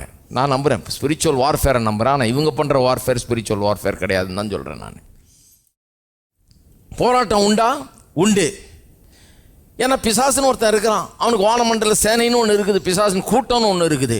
அவன் கிரியை செய்கிறானா? கிரியை செய்கிறான். ஆமாம். அவன் தந்திரங்களால் ஜனங்களை வீழ்த்துறானா? ஆமாம் வீழ்த்துறான். பாதிக்கிறானா? பாதிக்கிறான். ஆமாம். பொல்லாப்பை நடப்பிக்கிறானா? ஆமாம் நடப்பிக்கிறான். இயேசு இருந்த காலத்தில் எத்தனை பிசாசை விரட்டினார்? இயேசு இருந்த காலத்தில் வியாதியஸ்தரோட சில நேரத்தில் பாருங்கள், பிசாசை விரட்டணுன்னு வியாதி சரியாக போச்சு. அந்த மாதிரி பிசாசு வியாதிக்கு பின்னால் இருந்துட்டு செயல் பண்ணுறான், ஜனங்களை இம்சப்படுத்துகிறான். இதெல்லாம் உண்மைதான். பிசாசு இல்லைன்னு சொல்லலை நம்ம. பிசாசு ஜனங்களை துன்பப்படுத்துகிறது இல்லைன்னு சொல்லலை நம்ம. அதெல்லாம் உண்டு தான். ஆனால் அவர்கள் பண்ணுறது ஆவிக்குரிய ஒரு போராட்டம் இல்லை. அது ஒரு ஸ்பிரிச்சுவல் வார்ஃபேர் கிடையாது இவங்க சொல்கிற மாதிரி. பிசாசு தோற்கடிக்கப்பட்டவன், அவன் தோற்று போனவனாய் நிற்கிறான். அவனுடைய ஒரே ஆயுதம் தந்திரம் மட்டும்தான். அதைத்தான் இங்கே வாசிக்கிறோம் பாருங்கள். நீங்கள் பிசாசின் தந்திரங்களோடு 11ஆம் வசனம் எதிர்த்து நிற்க திராணி உள்ளவர்கள் ஆகும்படி விசுவாசிகளுக்கு எழுதுகிறார் பாருங்கள். எபேசு நிருபத்தை செவ்வாய்க்கிழமையில் வசனமாக போதிச்சுட்டு வர்றேன். இப்போ 3ஆம் அதிகாரத்தில் இருக்கிறோம். இந்த நிருபத்தின் கடைசியில், இது ஒரு லெட்டர், இதனுடைய கடைசியில் எழுதுகிறார் இப்படி. ஆனால் இந்த நிருபத்தின் அடிப்படையே என்னன்னா, நமக்கு என்னெல்லாம் தர வேணும்னு தேவன் நினைச்சாரோ, நமக்கு என்னெல்லாம் தேவையோ அதெல்லாம் ஏற்கனவே தந்து முடித்து விட்டார். அப்படி தான் ஆரம்பமே. எபேசியர் 1:3 ஆரம்பிக்கிறார். உலக தோற்றத்துக்கு முன்னாடியே ஆவிக்குரிய சகல ஆசீர்வாதங்களாலும் நம்ம ஆசீர்வதித்து இருக்கிறார் என்று சொல்லி தான் ஆரம்பிக்கிறார். ஆரம்பிச்சுட்டு அவருடைய ஜபம்லாம் பார்த்தீங்கன்னா ஆசீர்வதியும்னு இல்லை, இதை கொடும் அதை கொடும்ன்ற கிடையாது. பிரகாசமுள்ள மனக்கண்களை தாரும், இதெல்லாம் பார்க்குறதுக்கு என்ன கொடுக்கப்பட்டிருக்கிறதுன்னு பார்க்குறதுக்கு மனக்கண்கள் பிரகாசம் அடையிட்டுன்னு தான் ஜெபம் பண்ணுறாரு ஒளி அதை தாரும் இதை தாருன்னு ஜெபமே கிடையாது. ஏன்னா இந்த எபேசு நிருபம் ரொம்ப விசேஷமான நிருபம். அதனுடைய அடிப்படையே என்னென்னா, எல்லாம் கொடுக்கப்பட்டு விட்டது, தர்றதுக்கு இப்போ ஒன்றும் இல்லை, நம்ம புரிஞ்சுக்கிறதுக்கு தான் நிறையா இருக்குது, விளங்கிக்கிறது தான் நிறையா இருக்குது, கண்ணு திறக்கப்பட வேணும், அவ்வளோதானே அதனுடைய இதே ஒழிய அதைத்தார இதைத்தாரன்றது கிடையாது. அதன் அடிப்படையில் தான் அந்த நிருபமே எழுதப்பட்டிருக்கிறது. அந்த நிருபத்தில் முடிக்கும்போது என்ன சொல்கிறாரு, நமக்கு ஆவிக்குரிய ஒரு போராட்டம் உண்டு. அப்போ எல்லாத்தையும் தந்திருக்கிறாரு. சில நேரத்தில் இதை அடைய முடியாமல் செய்கிறது பிசாசுடைய தந்திரம். அவர் எல்லாத்தையும் தந்திருக்கிறாருன்னு எழுதுகிறார் இல்லையா? அந்த தந்திருக்கிற எல்லாத்தையும் நம்ம மனக்கண்கள் காணாமல் மனக்கண்களை குருடாக்குறான் பிசாசு. காண முடியாமல் பண்ணுறான். இந்த சத்தியங்களை கேட்க முடியாதபடி பண்ணிடுறான், இதை நம்ப முடியாதபடி பண்ணிடுறான், பாரம்பரியத்தில் ஊற வைக்கிறான். அதிலே இருந்துக்கிட்டு இதுக்குள்ளே வராதபடிக்கு, இந்த ஆசீர்வாதங்களை தெரிந்து கொள்ளாதபடிக்கு, இதை விசுவாசிக்காதபடிக்கு தடை செய்து போடுகிறான். இப்படியெல்லாம் தந்திரமாக அவன் வேலை செஞ்சு நம்முடைய ஆசீர்வாதங்களை நாம் சுதந்திரித்து கொள்ளாதபடிக்கு இடையூறு பண்ணிகிட்டு இருக்கிறான். ஆகியவாறு ஆவிக்குரிய போராட்டம் என்று நமக்கு ஒன்று இருக்கிறது. இந்த தந்திரமான பிசாசை எதிர்த்து நிற்க திராணி உள்ளவர்களாகும்படி தேவனுடைய சர்வாயுத வர்க்கத்தை தரித்து கொள்ளுங்கள்னு சொல்லி பின்னால் சர்வாயுத வர்க்கத்தை பற்றி 13 - 18 வரைக்கும் சொல்கிறார். என்னென்ன ஆயுதங்கள்லாம் தரித்து கொள்ள வேணும்னு. அது வேறு சப்ஜெக்ட், அது அதில் போல இல்லை இன்னைக்கு. அப்போ பாருங்கள், தந்திரத்தை சமாளிக்கிறதுக்கு தான் சொல்கிறாரு. தந்திரம், பிசாசு தந்திரம் நிறைந்தவனாக இருக்கிறான். அப்போ தந்திரம்னா வைல்ஸ் ஆஃப் த டெவில்னு வருது ஆங்கிலத்தில். அந்த அர்த்தம் என்ன? Cunning, deceitfulness, craftiness and deception. ஏமாற்று வேலை, பொய், புரட்டு, வஞ்சனை, இதுதான் பிசாசனுடைய ஆயுதமை ஒழிய வேறு எந்த ரியல் பவர் அவன்கிட்ட ஒன்றும் கிடையாது. உங்களை போட்டு அமுக்கிட முடியாது, உங்களை போட்டு அழிச்சிட முடியாது, ஒன்றும் பண்ண முடியாது. அதனால தான் வகை தேடி கொண்டிருக்கிறான்.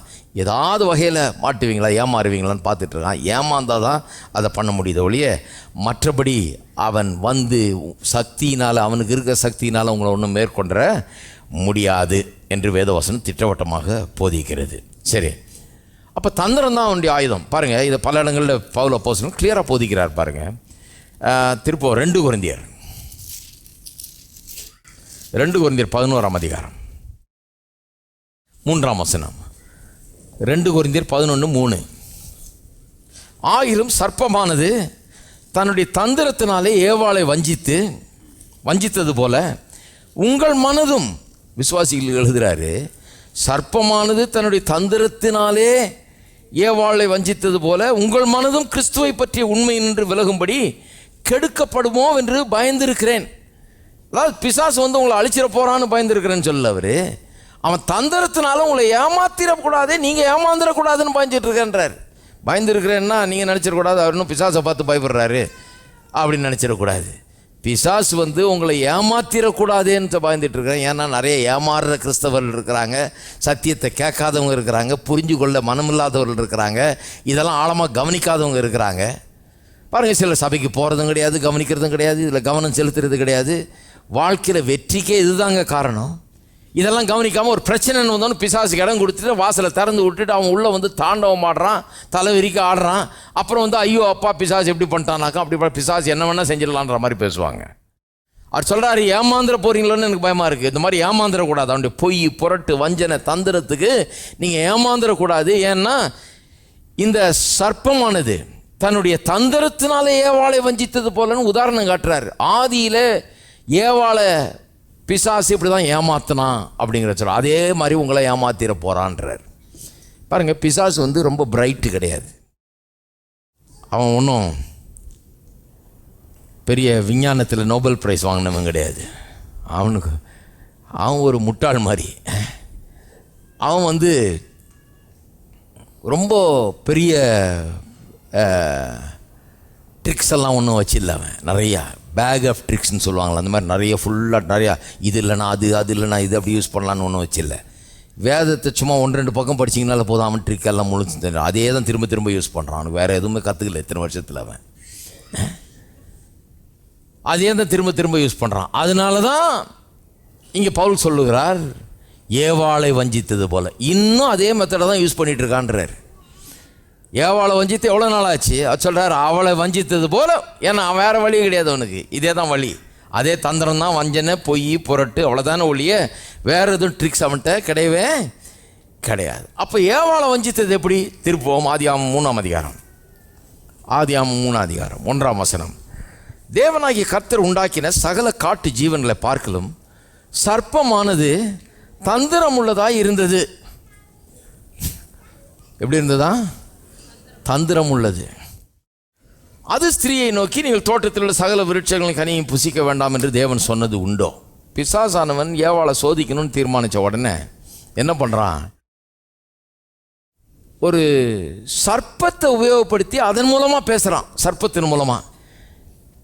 நான் சொல்கிறேன், பிசாசு அவ்வளோ பெரிய சக்தி வாய்ந்தவனாக இருந்தால் ஒரு சக்தி வாய்ந்த ஒரு காட்டு மிருகத்தை, கடவுள் உண்டாக்குன ஒரு காட்டு மிருகம் தேடி, ஒரு காண்டா மிருகத்தையோ, ஒரு யானையோ, ஒரு புலியோ, சிங்கத்தையோ எடுத்துகிட்டு வந்து ஏவாளை போட்டு ஒரே அமுக்கி செய்கிறியா இல்லையா, இதை எடுத்து சாப்பிட மரியாதையா அப்படின்னு சொல்லி 2 கையும் காலையும் கட்டி வாயில் போட்டு திணிச்சிருக்கலாமே.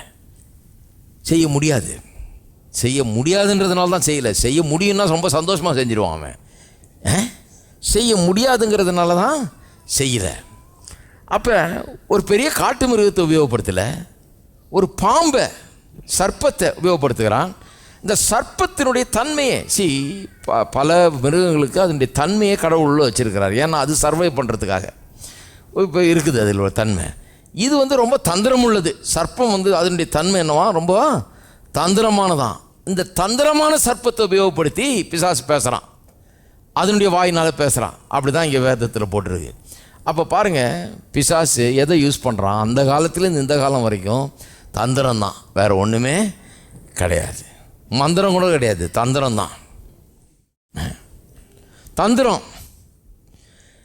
இந்த தந்திரம் தான் என்ன பண்ணுது? மந்திரத்தை நம்ப வைக்குது. தந்திரம், பொல்லாத தந்திரம். தந்திரசாலி பாருங்க அவன். என்னத்தையோ பண்ணி பொய்யும் புரட்டையும் சொல்லி ஏதாவது ஏமாந்தவங்கள, ஒன்றும் தெரியாதவங்கள, இதெல்லாம் கவனிக்காதவங்கள, புரியாதவங்கள நம்ப வச்சு என்னத்தையாவது பண்ணி அவளை சீரழிக்கிறது தான் அவனுடைய வேலையாக இருக்கிறது. அப்போ பிசாசு தந்திரத்தினால ஏவாளை சோதித்தானா, அதுபோல் நீங்களும் கெட்டு போகக்கூடாதுன்னு நான் இருக்கிறேன் அப்படின்றாரு.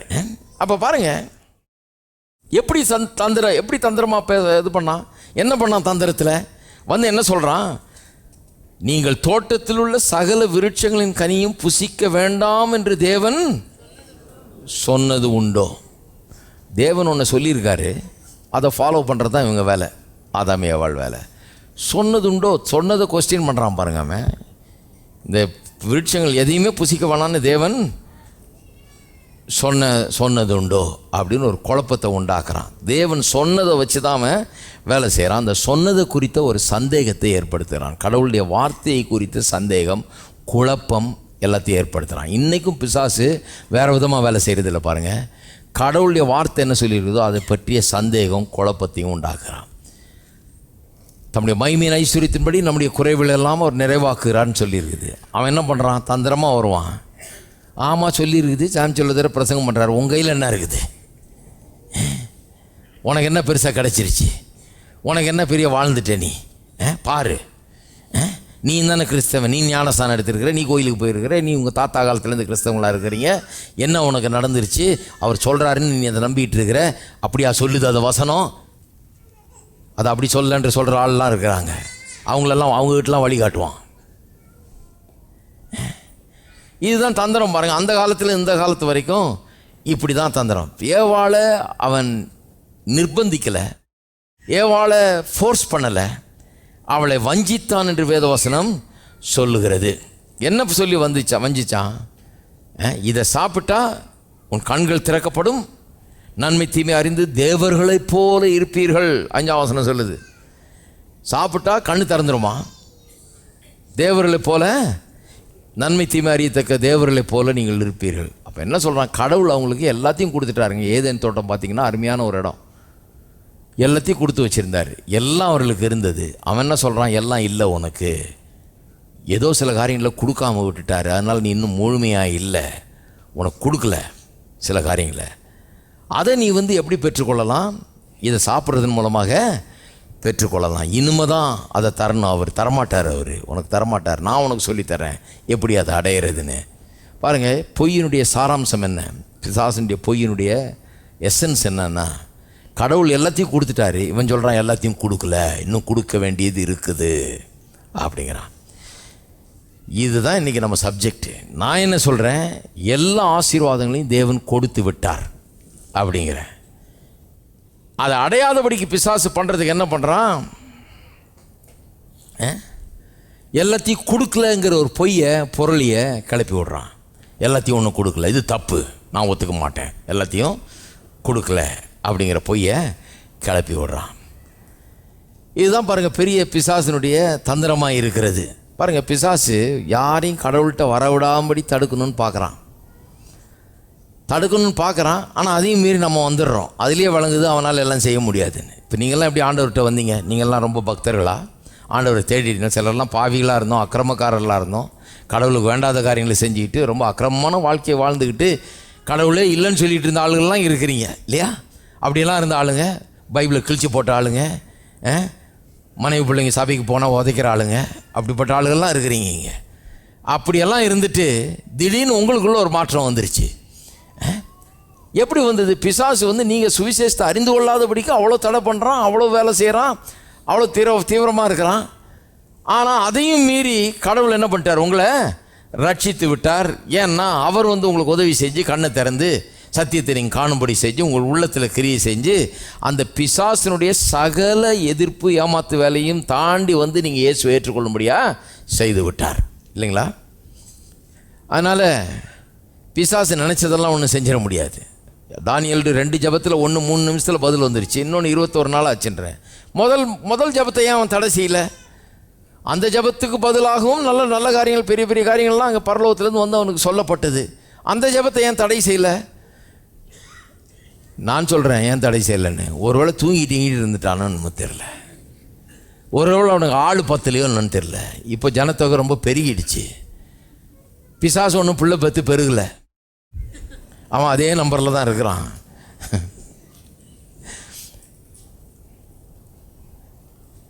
ஒரு ஆளுக்கு ஒரு ஆள் அசைன் பண்ணோன்னா முடியாத காரியமாக இருக்குது இப்போது.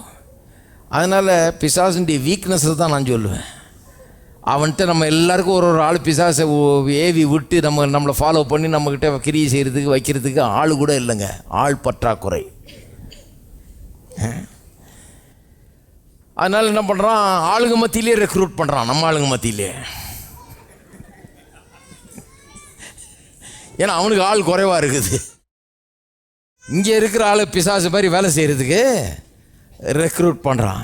என்ன இருந்தாலும் நான் சொல்கிறேன் பாருங்கள், அவனுக்கு முடியாமல் தான் இருக்குதுன்னு நினைக்கிறேன். அவனுக்கு எல்லாரையும் சமாளிக்க ஒன்றும் முடியல. அவன் கையை விட்டு நிறைய பேர் போயிடுறாங்க. அவன் பிடிச்சி வச்சிருக்கணும்னு பார்க்குறான், ரட்சிப்புக்குள்ளே நுழைய விடக்கூடாதுன்னு பார்க்குறான், குருடாக்கி பார்க்குறான், அவன் வேலை செஞ்சு பார்க்குறான், ஏமாற்றி பார்க்குறான், எல்லாம் பண்ணி பார்க்குறான். இருந்தாலும் இவ்வளோ பேர் ரட்சிக்கப்பட்டு இவ்வளோ பேர் கோயிலுக்கு வர்றாங்க. ஹலோ, காதில் பட்டுட்டா போதும் எல்லாம் ஏற்றுக்கிறாங்க இயேசுவை. இயேசு வண்டியில் வந்துடுறாங்க. அவனால் முடியல, சமாளிக்க முடியல இந்த பிரச்சனையை. அதுதான் உண்மை ஒழிய அவனால் எல்லாம் முடியுன்றது உண்மை இல்லை. ஸோ யாரையுமே சுவிசேஷத்தை கூட கேட்கக்கூடாது, புரிஞ்சிக்கக்கூடாது, வந்துடக்கூடாது ஆண்டவர்கிட்டன்றதான் விரும்புகிறான். வந்துட்டாங்கன்னா அப்புறம் அவன் என்ன பண்ணுறான், இன்னொரு வேலை வச்சுருக்கிறான் அவன். சரி நீ வந்துட்டியா, இனிமே உனக்கு எடுக்கிறேன் பாரு. இது எப்படின்னா, அந்த காலத்தில் இந்த டக் ஆஃப் வார்னு இந்த கயிறு இழுக்கிறது போட்டி வைப்போம் இல்லையா, பண்ணியிருக்கீங்களா எல்லாம்? அந்த பக்கம் ஒரு குரூப் இருந்துட்டு அப்படி இழுப்பாங்க, நம்ம இந்த பக்கம் ஒரு குரூப் இருந்துட்டு இப்படி இழுக்கும். யார் ரொம்ப பலமாக இழுக்கிறாங்களோ அவங்க சைடு வின் பண்ணுது இல்லையா? இதில் நாங்கள்லாம் விளையாடுவோம் பாருங்கள். நீங்களாம் எப்படின்னு தெரியல. நாங்கள் விளையாடும் போது சப்போஸ் நாங்கள் தோக்குறோன்னு வைங்க, அந்த பக்கம் 4 பேர் கொஞ்சம் வாட்ட சாட்டமாக குண்டாக இருக்கிற ஆளுங்க போயிட்டாங்கன்னா அந்த பக்கம் தோக்குறதா. நம்ம தோக்குறோன்னு வைங்க, அவன் இழுக்கிறான் போயிடுவான், அந்த பக்கம் தெரியுது, அவன் ஜெயிக்க போகிறான்னு தெரியுது. என்ன பண்ணுவோம் தெரியுமா, படாருன்னு விட்டுருவோம். நீங்களாம் அந்த மாதிரி பண்ண மாட்டீங்கன்னு நினைக்கிறேன். விட்டுருவோம். ஏன்னா அவன் ஜெயிக்க போகிறான், அந்த வெறுப்பில் உழட்டும், சேத்துல சகதியில் உழட்டும். ஜெயிக்கிற நீ உழுந்து ஜெயிப்போ, அழுக்காவு உச்சந்தலேருந்து உள்ளங்கால் வரைக்கும் அப்படின்னு சொல்லி விட்டுருவோம். பிசாசு அதே குணம் தான் பாருங்க. அவன் என்ன சொல்கிறான், நான் இழுத்து பார்க்குறேன், நீ ஆண்டவர்கிட்ட போகாதபடிக்கு உன்னை இழுத்து வச்சுக்க பார்க்குறேன், ஆனால் நீ அதையும் மீறி போயிட்டீன்னா உன்னை உழ வச்சு கவுத்து உன்னை என்னதான் பண்ணி உன்னை துன்பப்படுத்துறது தான் என் வேலை அப்படிங்கிற மாதிரி அவன் கங்கணம் கட்டிக்கிட்டு வேலை செய்கிறான் பாருங்க. அதனால் அதையும் மீறி ஜெயித்து இயேசுவை ஏற்றுக்கொண்டு ரட்சிக்கப்பட்டு வந்துடுற ஆளுகளை என்ன பண்ணுறான் அவன் அவங்கள்ட்ட வேறு விதமாக வேலை செய்கிறான். என்ன சொல்கிறான், சரி நீ இப்போ ஆண்டவரை விசுவாசிக்கிற, ஆமாம் கடவுள் ஒருத்தர் இருக்கிறாரு, கடவுள் எல்லாவற்றையும் செய்வார், நீ கேட்டினா செய்வார், ஆனால் இது வரைக்கும் உனக்கு செய்யலை, அவருக்கு செஞ்சிட்டார், இவருக்கு செஞ்சிட்டார், இன்னாருக்கு செஞ்சிட்டார், இவங்களுக்கெல்லாம் நடக்குது, உனக்கு இன்னும் நடக்கலை. அது ஏனோ தெரியல, நீ என்ன தப்பு பண்ணியோ என்ன பண்ணியோ, அதனால் உனக்கு இன்னும் நடக்கலை. கடவுள் உனக்கு செய்வார், இன்னும் உனக்கு செய்யலை, ஏன்னு தெரியல. பாருங்கள் என்ன பாயிண்ட் அவன் சொல்கிறான் பாருங்கள். அந்த முதல் தந்திரத்தை தான் யூஸ் பண்ணுறான். ஏதேன் தோட்டத்தில் தேவன் எல்லாத்தையும் ஏற்படுத்தி வச்சுட்டார். பிசாசு சொல்கிறான், இல்லை உனக்கு இன்னும் தராததெல்லாம் சிலது இருக்குது, தராமல் மெயினான ஐட்டமெல்லாம் வச்சுட்டாரு தராமல், இனிமே தான் தரணும், அது தரமாட்டார் அவர், நான் தர்றேன் உனக்கு, நான் உனக்கு அதை எப்படி எடுக்கிறதுன்னு ஏற்பாடு பண்ணுறேன் அப்படின்றான். அதே தான் இன்றைக்கும் யூஸ் பண்ணுறான். என்ன சொல்கிறான், எல்லாத்தையும் கொடுத்துட்டார், மீட்பின் மூலமாக தேவன் நமக்கு எல்லாவற்றையும் கொடுத்து விட்டார். பிசாசு என்ன சொல்கிறான், கடவுள் உனக்கு இன்னும் தரல, உனக்கு ஏன் தரலையோ அப்படி சொல்லி ஒரு குற்ற உணர்வை ஏற்படுத்தி, ஒரு தோல்வியின் மனப்பான்மையை ஏற்படுத்தி, ஒரு டிப்ரெஷனை ஏற்படுத்தி, இப்படி நீங்கள் இருக்கிற நம்பிக்கையும் இழந்து விசுவாசத்தையும் இழந்து எதையும் பெற்றுக்கொள்ள முடியாத நிலைக்கு வந்து ஒன்றும் இல்லாமல் தவிக்கிறத பார்த்து அவன் சந்தோஷப்படுறான். ஏன்னு சொன்னால் கெடுத்து விட்டோம் இல்லையா? ஹலோ, கெடுத்து விட்டாச்சு இல்லையா, கவுத்தாச்சு இல்லையா? ஆள் ரட்சிக்கப்பட்டிருக்காரு, ஞானஸ்தானம் எடுத்திருக்கிறார், நான் யூஸ்லெஸ்ஸாக இருக்கார், வாழ்க்கையில் வெற்றியே கிடையாது, முன்னேற்றமே கிடையாது, ஒன்றும் கிடையாது, ஜபம் கேட்கப்படல, ஒன்றும் பண்ணல, ஏன்னா ஜபத்துக்கு பதில் இல்லை, ஒன்றும் இல்லை, இப்படி தான் வாழ்ந்துட்டுருக்காரு அப்படின்ற ஒரு நிலைக்கு கொண்டாந்து விட்டு அதில் கன்வின்ஸ் பண்ணி அப்படி வேலை செய்ய ஆரம்பிச்சிடுறான் பாருங்கள். நம்ம பற்றிய ஒரு தாழ்வு மனப்பான்மையை ஏற்படுத்தி, ஒரு தோல்வி மனப்பான்மையை ஏற்படுத்தி நம்ம அப்படி வீழ்த்துகிறான். ரட்சிக்கப்படாமல் ரட்சிக்கப்பற்றாமல் தடை செய்து பார்க்குறான், அது நடக்கல தான் வெற்றி அடையாமல் தடை செய்து பார்க்குறான். எல்லாத்தையும் பெற்றுக்கொள்ளாமல் தடை செய்து பார்க்குறான். கடவுளுடைய ஆசீர்வாதங்கள் எதையும் பெற்று அனுபவிக்க விடாமல் தடை செய்ய பார்க்குறான். எப்படி செய்கிறான் அதை? கடவுள் உனக்கு தரல, ஏன்னா தரல, என்னமோ தெரில அப்படிங்கிற மாதிரி ஒரு இதை உண்டாக்கிடுறான். பிலமோன் நிருபம், பவுல் அப்போஸ்தலன் எழுதிய பிலமோனுக்கு எழுதிய நிருபம் எங்கே இருக்குன்னு தெரியுமா? அது தேடுங்கள் கண்டடைவீர்கள். எபிரேயருக்கு முன்னாடி, புதிய ஏற்பாட்டில்ங்க. எபிரேயர் எங்கே இருக்குன்னு கேட்காதீங்க.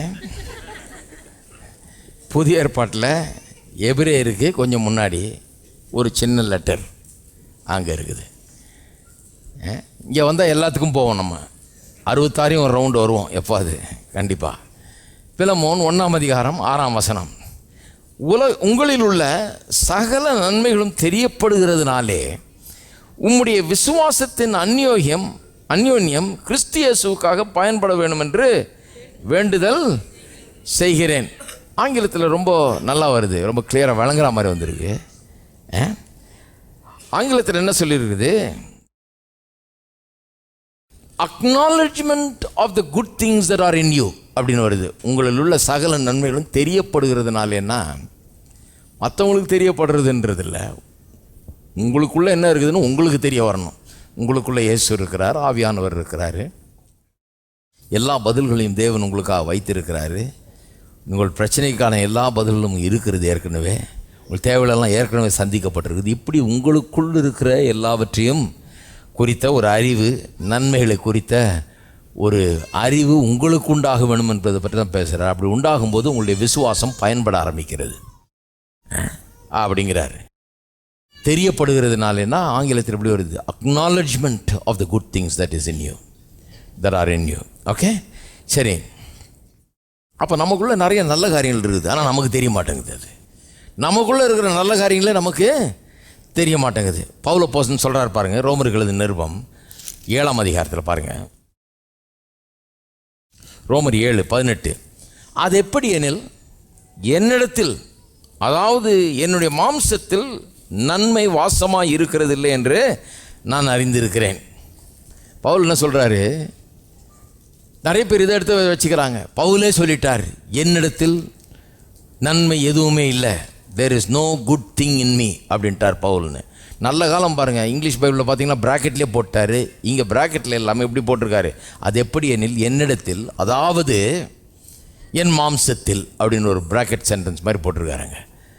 என்னிடத்தில்னு சொல்லிட்டு அதாவது என் மாம்சத்தில் அப்படின்னா கிறிஸ்துவுக்குள்ளாக இருக்கிற இந்த பவுலில் பற்றி பேசலை நான். கிறிஸ்துவ அல்லாது இருக்கிற ஒரு மனுஷனை எடுத்துக்கொண்டால் எப்படி இருக்கிறான்றதை சொல்கிறேன்றாரு. கிறிஸ்துவுக்குள்ளே இருக்கிறவன் புது சிருஷ்டியாக இருக்கிறான்.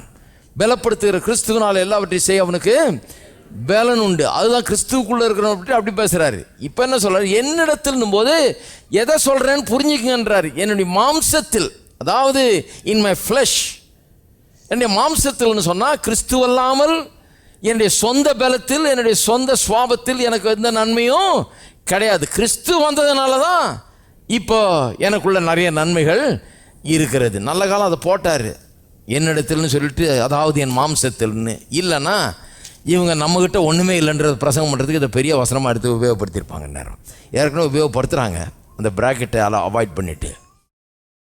நல்லா கவனிக்க வேண்டும், நம்மிடத்தில் ஏராளமான நன்மைகள் நமக்குள்ளாக உண்டாகி இருக்கிறது. மீட்கப்பட்ட நமக்குள் ஏராளமான நல்ல காரியங்கள் வைக்கப்பட்டிருக்கிறது.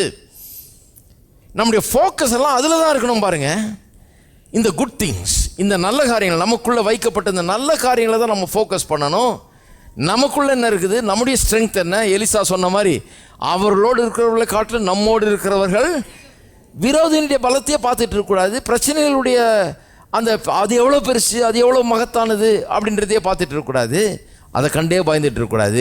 நமக்குரிய ஸ்ட்ரென்த்து, நமக்குள்ள ஸ்ட்ரென்த் என்ன, நம்முடைய பவர் என்ன, நம்மால் என்ன முடியும் அப்படிங்கிறத பார்க்க தெரிந்து கொள்ள வேணும். இங்கே சபைக்கு வர்றீங்கன்னா இதைத்தான் ட்ரைனிங் கொடுக்குறோம். இங்கே சும்மா பிரசங்கம் பண்ணலைங்க.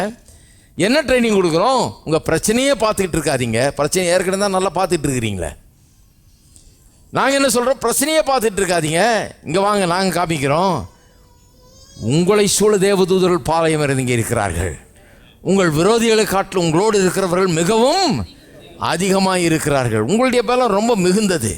உங்கள் பிரச்சனைகளை காட்டிலும் உங்களுக்குள்ளாக இருக்கிற சக்தி, உங்களுக்குள்ளாக இருக்கிற இயேசு மிகவும் பெரியவராக இருக்கிறார். நீங்கள் வைத்திருக்கிற வல்லமை, உங்களுக்கு இருக்கிற ஞானம், உங்களுக்கு இருக்கிற கிருபை, தேவனுடைய தயவு, அன்பு, இதெல்லாம் உங்களுக்கு போதுமானதாக இருக்கிறது. என்னுடைய கிருபை உனக்கு போதும் என்று கர்த்தர் சொல்லியிருக்கிறார். உங்களுக்குள்ள இருக்கிறது உங்களுடைய பிரச்சனைகளை சமாளிக்க போதுமானதற்கு மிகவும் அதிகமானதாக இருக்கிறது. அதை பார்க்கணும். பிரச்சனையே பார்த்துட்டு இருக்கக்கூடாது. சிலர் பாருங்கள், முகமே அப்படியே வாடி போயிருக்கும். ஏன்னா பிரச்சனையே பார்த்துட்டு இருந்தால் அப்படி தான் ஆகிடும் முகம். பிரச்சனையை பார்த்துட்டு இருந்தா முகம் அப்படி தான் ஆகிடும். ஒருத்தர் சொன்னார், அதுதான் ஸ்மைல் யூல் ஹேவ் ஃபேஸ் வேல்யூன்னார். ஸ்மைல் வரமாட்டேங்குது, புன்சிரிப்பு வரமாட்டேங்குது. ஏன்னா எதை பார்த்துட்டு இருக்கிறோமோ அதுக்குப்படி தான் முகம் மாறிடும். பிரச்சனையே பார்த்துட்ருக்குறோம், பயத்தையே பார்த்துட்ருக்குறோம், என்ன நடக்குமோ ஏது நடக்குமோ இதே தான் யோசனை. அதனால் முகமே வாடி போயிருக்குது. நாம் என்ன பண்ணணும்? எதை ஃபோக்கஸ் பண்ணணும்? ஃபோக்கஸ் பண்ணி பாருங்கள், முகமே வரமாயிடும். எதை ஃபோக்கஸ் பண்ணணும்? நமக்குள்ளாக இருக்கும் நன்மைகள், the good things that are in us, acknowledge it. அதை அங்கீகரிங்க. ஆமாம், எனக்குள்ள இது நல்லது இருக்குது, எனக்குள்ளே கர்த்தரே இருக்கிறாரு, எனக்குள்ளே இயேசு குடிகொண்டிருக்கிறார், பரிசுத்த ஆவியானவருடைய வல்லமை எனக்குள்ளே கிரியை செய்து இயேசுவை உயிரோடு எழுப்பின அதே ஆவியானவர் உங்களுக்குள் வாசமாயிருந்தால் உங்களையும் சாவுக்கு ஏதுவான அந்த சரீரத்தையும் அவர் உயிர்ப்பிப்பார் என்று எழுதியிருக்கிறதே. அப்போ எனக்குள்ளே இயேசுக்குள்ளே கிரியை செய்த அந்த உயிர்த்தெழுந்த வல்லமை எனக்குள்ளே என் மூலமாக கிரியை செய்து கொண்டு இருக்குது. எனக்கு எதிராக எழும்புகிற எந்த பிரச்சனையும் நான் மேற்கொள்ள முடியும், ஜெயிக்க முடியும். இயேசுவின் நாமத்தில் அதை செய்ய முடியும். எனக்கு வெளியே இருக்கிற எதிரியினுடைய பலத்தை காட்டிலும் எனக்குள்ளே இருக்கிற பலம் மிகவும் அதிகமானது. இதை ஃபோக்கஸ் பண்ணணும். பாருங்கள், ஃபோக்கஸ் எதில் இருக்கணும்? இதில் இருக்கணும். ஆனால் பிசாசானவன் என்ன பண்ணுறான்னா, ரட்சிக்கப்பட்டவர்கள்ட்ட இதுதான் பிரச்சனை. ரட்சிக்கப்பட்டவர்களை எப்படி வஞ்சிக்கிறான்னா, ஃபோக்கஸ் அதில் இராதபடிக்கு வேறு எதுலையாவது இருக்கும்படியாக திசை திருப்பிடுறான். என்ன பண்ணுறான்? கிறிஸ்தவ உபதேசம்னா இதுதான். கிறிஸ்துவுக்குள்ளே நான் யார், அதுதான் உபதேசம். மெயின் சாராம்சமே அதுதான். கிறிஸ்துவுக்குள்ளே புது சிருஷ்டியாக நம்ம இன்றைக்கி எப்படி இருக்கிறோம், நமக்குள்ளே இருக்கிறது என்ன, அதுதான். அவன் என்ன பண்ணிடுறான்? என்னத்தையாவது ஒன்று சட்டையை, இந்த முடியை என்னத்தையாவது ஒன்று இப்படி வாரணுமாக்கும், இப்படி போடணுமாக்கும், இதை கட்டணுமாக்கும், அதை போட்டுக்கணுமாக்கும், என்னத்தையாவது ஒன்று கிளப்பி விட்டு அதை ஃபாலோ பண்ண வைக்கிறான்.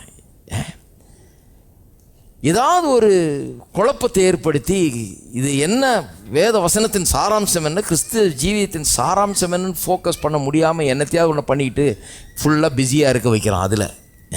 அதில் நிறைய பேர் பிஸியாக இருக்கிறாங்க. நான் சொல்லுகிறேன், எதில் பிஸியாக இருக்கணும்? உங்களுக்குள்ளே என்ன இருக்குதுன்றதை கவனிக்கிறதுல நீங்கள் பிஸியாக இருக்கணும். அப்போ நம்முடைய போராட்டம் என்ன போராட்டம்? இந்த ஆவிக்குரிய போராட்டம் உண்டுன்னு சொல்லியிருக்குது. எபேசியர் 6:12 என்ன சொல்லியிருக்குது? வானமண்டல சேனைகளோடு நமக்கு போராட்டம் உண்டு. ஆனால் அந்த போராட்டம் எங்கே? அங்கே எங்கேயோ இல்லை, மலை மேலே இல்லை, எங்கேயோ பில்டிங் மேலே இல்லை வானமண்டலத்தில் மேலே அங்கே எங்கேயோ இல்லை. அந்த போராட்டம் எங்கே இருக்குது? அங்கே இருக்கிற பிசாசுகள் என்ன பண்ணுது? எண்ணங்களோடு விளையாடுகின்றன. நம்முடைய எண்ணங்களோடு போராட்டம் எங்கே நடக்குது? நம்முடைய எண்ணத்தில் தான் நடக்குது. நிறைய பேர் பாருங்கள், இங்கே நடக்குதுன்றதை விட்டுட்டு அவங்க எங்கெங்கேயோ பிசாசு தேடிட்டு இருக்கிறாங்க, போராடி நான் ஜெயிக்க போகிறேன்னு. ஆனால் பிசாசு இங்கே பூந்துட்டான். பிசாசு இங்கே வேலை செஞ்சிட்ருக்காங்க. இவங்க பிளேனில் ஏறி ஊரை சுற்றிட்டு இருக்கிறாங்க, பிசாசு இங்கே தான் வேலை செஞ்சிட்ருக்கிறான். அவங்க எங்கேயோ இருக்கிறான்னு நினச்சிக்கிட்டு போ பிசாசு ஊன்னு கத்திட்டு இருக்கிறாங்க. பிசாசு எங்கே வேலை செஞ்சிட்ருக்கிறான்? எண்ணங்களை பாதிக்கிறான். எண்ணங்களில் வேலை செய்து கொண்டிருக்கிறான். எண்ணங்களை அவன் குடி கொண்டிருக்கிறான். எண்ணங்களை மாற்றி கொண்டிருக்கிறான், குழப்பி கொண்டிருக்கிறான். இதை அறியாமல் எங்கெங்கேயோ தேடிட்டுருக்கான். எந்த பில்டிங்லேயோ இருக்குது, எந்த கட்டடத்துலேயோ இருக்குது, எந்த ஊர்லேயோ இருக்குது. இப்படியெல்லாம் பிசாசை தேடி போகிறாங்க. நான் சொல்லுகிறேன், எங்கேயும் இல்லைங்க, இங்கே தான் வேலை செய்கிறான். பிசாசனுடைய போராட்டம் உண்டு. அது எங்கே உண்டு? இங்கே உண்டு, நம்முடைய மனதில். எப்படி மனதில் உண்டு? நாம் கடவுளுடைய வார்த்தையை விசுவாசிக்க பார்க்குறோம். விசுவாசித்தா தான் உருப்படுவோம், விசுவாசித்தா தான் நல்லா வெற்றியும் வாழ்வையும் அடைவோம். அதை விசுவாசிக்காதபடிக்கு ஏவாள்கிட்ட பண்ண அதே ட்ரிக்கை தான் பண்ணுறான். கர்த்தர் இப்படியா சொல்லியிருக்கிறாரு, அப்படி இல்லை, இதை இப்படின்னு போட்டு குழப்பி அதை புரட்டி அதை பொய்யை சொல்லி அதை மாற்றி எல்லாம் பண்ணி உள்ள ஒரு பெரிய குழப்பத்தை ஏற்படுத்தி கர்த்தர் நமக்கு வைத்திருக்கிற ஆசீர்வாதங்களை பெற்று அனுபவிக்க முடியாமல் செய்கிறான். எத்தனை பேருக்கு புரியுது எங்கே போராட்டம் நடக்குதுன்னு? போராட்டம் சந்தேகத்தின் வடிவில் நடந்துக்கிட்டு இருக்குது, உள்ள கவலை பாரத்தின் வடிவில் நடந்து கொண்டிருக்குது, பயத்தின் வடிவில் இங்கே நடந்து கொண்டிருக்கிறது. தான் போராட்டம். இதுதான் ரியல் போராட்டம். இந்த போராட்டம் தான் நமக்கு உண்டு என்று வேதவசனம் சொல்லுது. அப்போ இங்கே குழப்புறான், இங்கே வந்து கர்த்தருடைய வார்த்தையை கொஸ்டின் பண்ணுறான், அதை குறித்த குழப்பத்தை உண்டாக்குறான்னா இந்த பிரச்சனைக்கு என்ன பதில், இந்த போராட்டத்தை எப்படி நாம் ஜெயிப்பது, இந்த போராட்டத்தை ஜெயிப்பதற்கு சத்தியம்தான் அவசியம். அதனால தான் இயேசு சொன்னார், சத்தியத்தை அறிவீர்கள், சத்தியம் உங்களை. இதுக்கு போய் 7 நாள் உபவாசம் இருந்து பிசாசை ஓட்ட வேண்டியதில்லை. இதுக்கு சத்தியத்தை கேட்டால் பாருங்க, சத்தியம் என்ன ஆகுது, விடுதலையை கொண்டு வருது. ஏன்னா சத்தியம் தெரியாதனால தான் குழப்பம் உண்டாகிறது. சத்தியம் தெரிஞ்சவொன்னே தெளிவு உண்டாகிறது. தெளிவு உண்டானோன்னு வெற்றி உண்டாகிறது. அப்போ பதில் வந்து சத்தியம்தான். அதனால தான் இங்கே சத்தியத்தை போதிக்கிறோம். நம்ம பிஸியாக பிசாசை ஓடிட்டுல போ, அங்கே இங்கே ஓடி போய் எங்கே பிசாசு இருக்குது, அங்கே 2 இருக்குதா, இங்கே 2 இருக்கா, நான் வந்துடுறேன் நாளைக்கு வீட்டுக்கு, அந்த 2 பிசாசு கிடையாதுங்க. சத்தியம் இங்கே உள்ளே போயிட்டா பிசாசுக்கு அங்கே இடமே இருக்காது. இருக்கீங்களா? சிலர் சொல்கிறது பார்த்தா எல்லா வீட்லேயும் 2-3 பிசாசு இருக்கும் போல இருக்குது. எல்லார் வீட்டுக்கும் போய் அந்தந்த 2 பிசாசை நான் போய் தனியாக டீல் பண்ணிட்டு வரணுன்னா அது எவ்வளோ நேரம் ஆகும்னு பாருங்கள். அப்படி டீல் பண்ணியும் பிரயோஜனம் கிடையாது. ஏன்னா இயேசுவே சொல்லியிருக்கிறாரு, பிசாசை ஓட்டினாலும் அது திருப்பி 7ஓடு திரும்பி வரும்ன்றிருக்காரு. நிறைய வீட்டில் அப்படி தான். நானே வந்து ஓட்டிகிட்டு வந்தாலும் 7 பிசாசு திரும்ப வந்து ஆக்கிபை பண்ணோம். அந்த அளவில் இருக்குது அவங்க மனம். ஹலோ, ஆனால் ஓட்டி என்ன பிரயோஜனம்? 1 ஓட்டி 7 வர்றதுக்கா? ஓட்டுறோம். ஹலோ, இருக்கீங்களா? 1 ஓட்டினா அது போய் சொல்கிறது நரகத்தில் எதுவுமே வரக்கூடாது இந்த பக்கம், அந்த மாதிரி ஆயிடணும். அதனால தான் அதில் ரொம்ப பிஸியாக இருக்கக்கூடாது. பாருங்கள், சத்தியத்தை சொல்கிற வேலையில் கவனமாக இருக்கணும். ஏன்னா சத்தியம் இந்த பிசாசின் வல்லமைகளை எதிர்த்து போராடுறதுக்கு, இந்த தந்திரங்களை எடுத்து போராடுவதற்கு திராணி உள்ளவர்களாகும்படி சர்வாயுத வர்க்கத்தை தரித்து கொள்ளுங்கள். ஒரு சர்வாயுத வர்க்கம் என்ன? பட்டயம், தேவனுடைய வார்த்தையாகிய ஆவியின் பட்டயம். இதை எடுத்துக்கங்கன்றாரு. அப்போ பாருங்கள், வசனம் ரொம்ப முக்கியமான ஒரு காரியம். இதனுடைய தெளிவு ரொம்ப அவசியமான ஒரு காரியமாக இருக்கிறது. அப்போ தந்திரம் தான் அவனுடைய ஆயுதம். அவன் சோதிக்கிறது எப்படி சோதிக்கிறான்? தந்திரத்தினால தான் பொய்யும் புரட்டியும் சொல்லி சோதிக்கிறான். அவன் மற்றபடி உங்களை தோற்கடிக்க அவனுக்கு எந்த வழியும் கிடையவே கிடையாது. அப்போ பிசாசு எப்படி சோதிக்கிறான்றதை பார்த்தோம். ஏவாள் எப்படி சோதிச்சான்னு பார்த்தோம். தந்திரத்தால் தான் பொய்யை சொல்லி வஞ்சித்து சோதிக்கிறான். கொஞ்சம் யோசித்து பாருங்கள். ஒரு உதாரணத்துக்கு, நீங்கள் தான் இப்படி சொல்லலாம், இப்படி சொன்னால் தான் விளங்கும். நம்ம தான் பிசாசுன்னு வச்சுக்குவோம். வேறு என்ன பண்ணுறது? உதாரணத்துக்கு நம்ம தான் பிசாசாக இருக்கோம்னு வச்சுக்கோங்க. இப்போ நம்ம யாரையாவது வஞ்சிக்கணும்னு பார்க்குறோம். நல்லா யோசித்து பாருங்கள். உங்களை அந்த பொசிஷனில் போட்டு பாருங்கள், எப்படி வஞ்சிப்பீங்க. அதுதான் சொல்ல காமிக்கிறேன். ஏதேன் தோட்டத்துக்கு போகிறீங்க, அங்கே 2 பேர் இருக்கிறாங்க, ஆதாம் ஏவாள் இருக்கிறாங்க. நீங்கள் பொல்லாத பிசாசு வஞ்சிக்கணும்னு பாருங்க. எப்படி வஞ்சிப்பீங்க? அது பூரண உலகம், பர்ஃபெக்ட் வேர்ல்டு. அங்கே பசி கிடையாது, பட்னி கிடையாது, சாவு கிடையாது, நோய் கிடையாது, எந்த கஷ்டமும் கிடையாது, எந்த மனவேதனை கிடையாது, ஒன்றும் கிடையாது. பூரணமான உலகம், கடவுள் ஏற்படுத்தி கொடுத்த ஒரு அற்புதமான ஒரு உலகமாய் அது இருக்கிறது. அருமையான இடம். ஏதேன் தோட்டம்ன்றது பரதீஸ் மாதிரி பாருங்க. அவ்வளோ நல்ல இடத்துல அவங்க அருமையாக வாழ்ந்துக்கிட்டு இருக்கிறாங்க. எந்த பிரச்சனையும் இல்லாமல் இருக்கிறாங்க. எல்லாம் தேவையான எல்லாம் அவங்களுக்கு கொடுக்கப்பட்டிருக்குது, எல்லாம் இருக்குது. பாவம்னா என்னென்னு தெரியாது அவங்களுக்கு, சாவுனா என்னென்னு தெரியாது, நோயினா என்னென்னு தெரியாது, பசினா என்னென்னு தெரியாது, தேவைன்னா கூட என்னென்னு தெரியாது.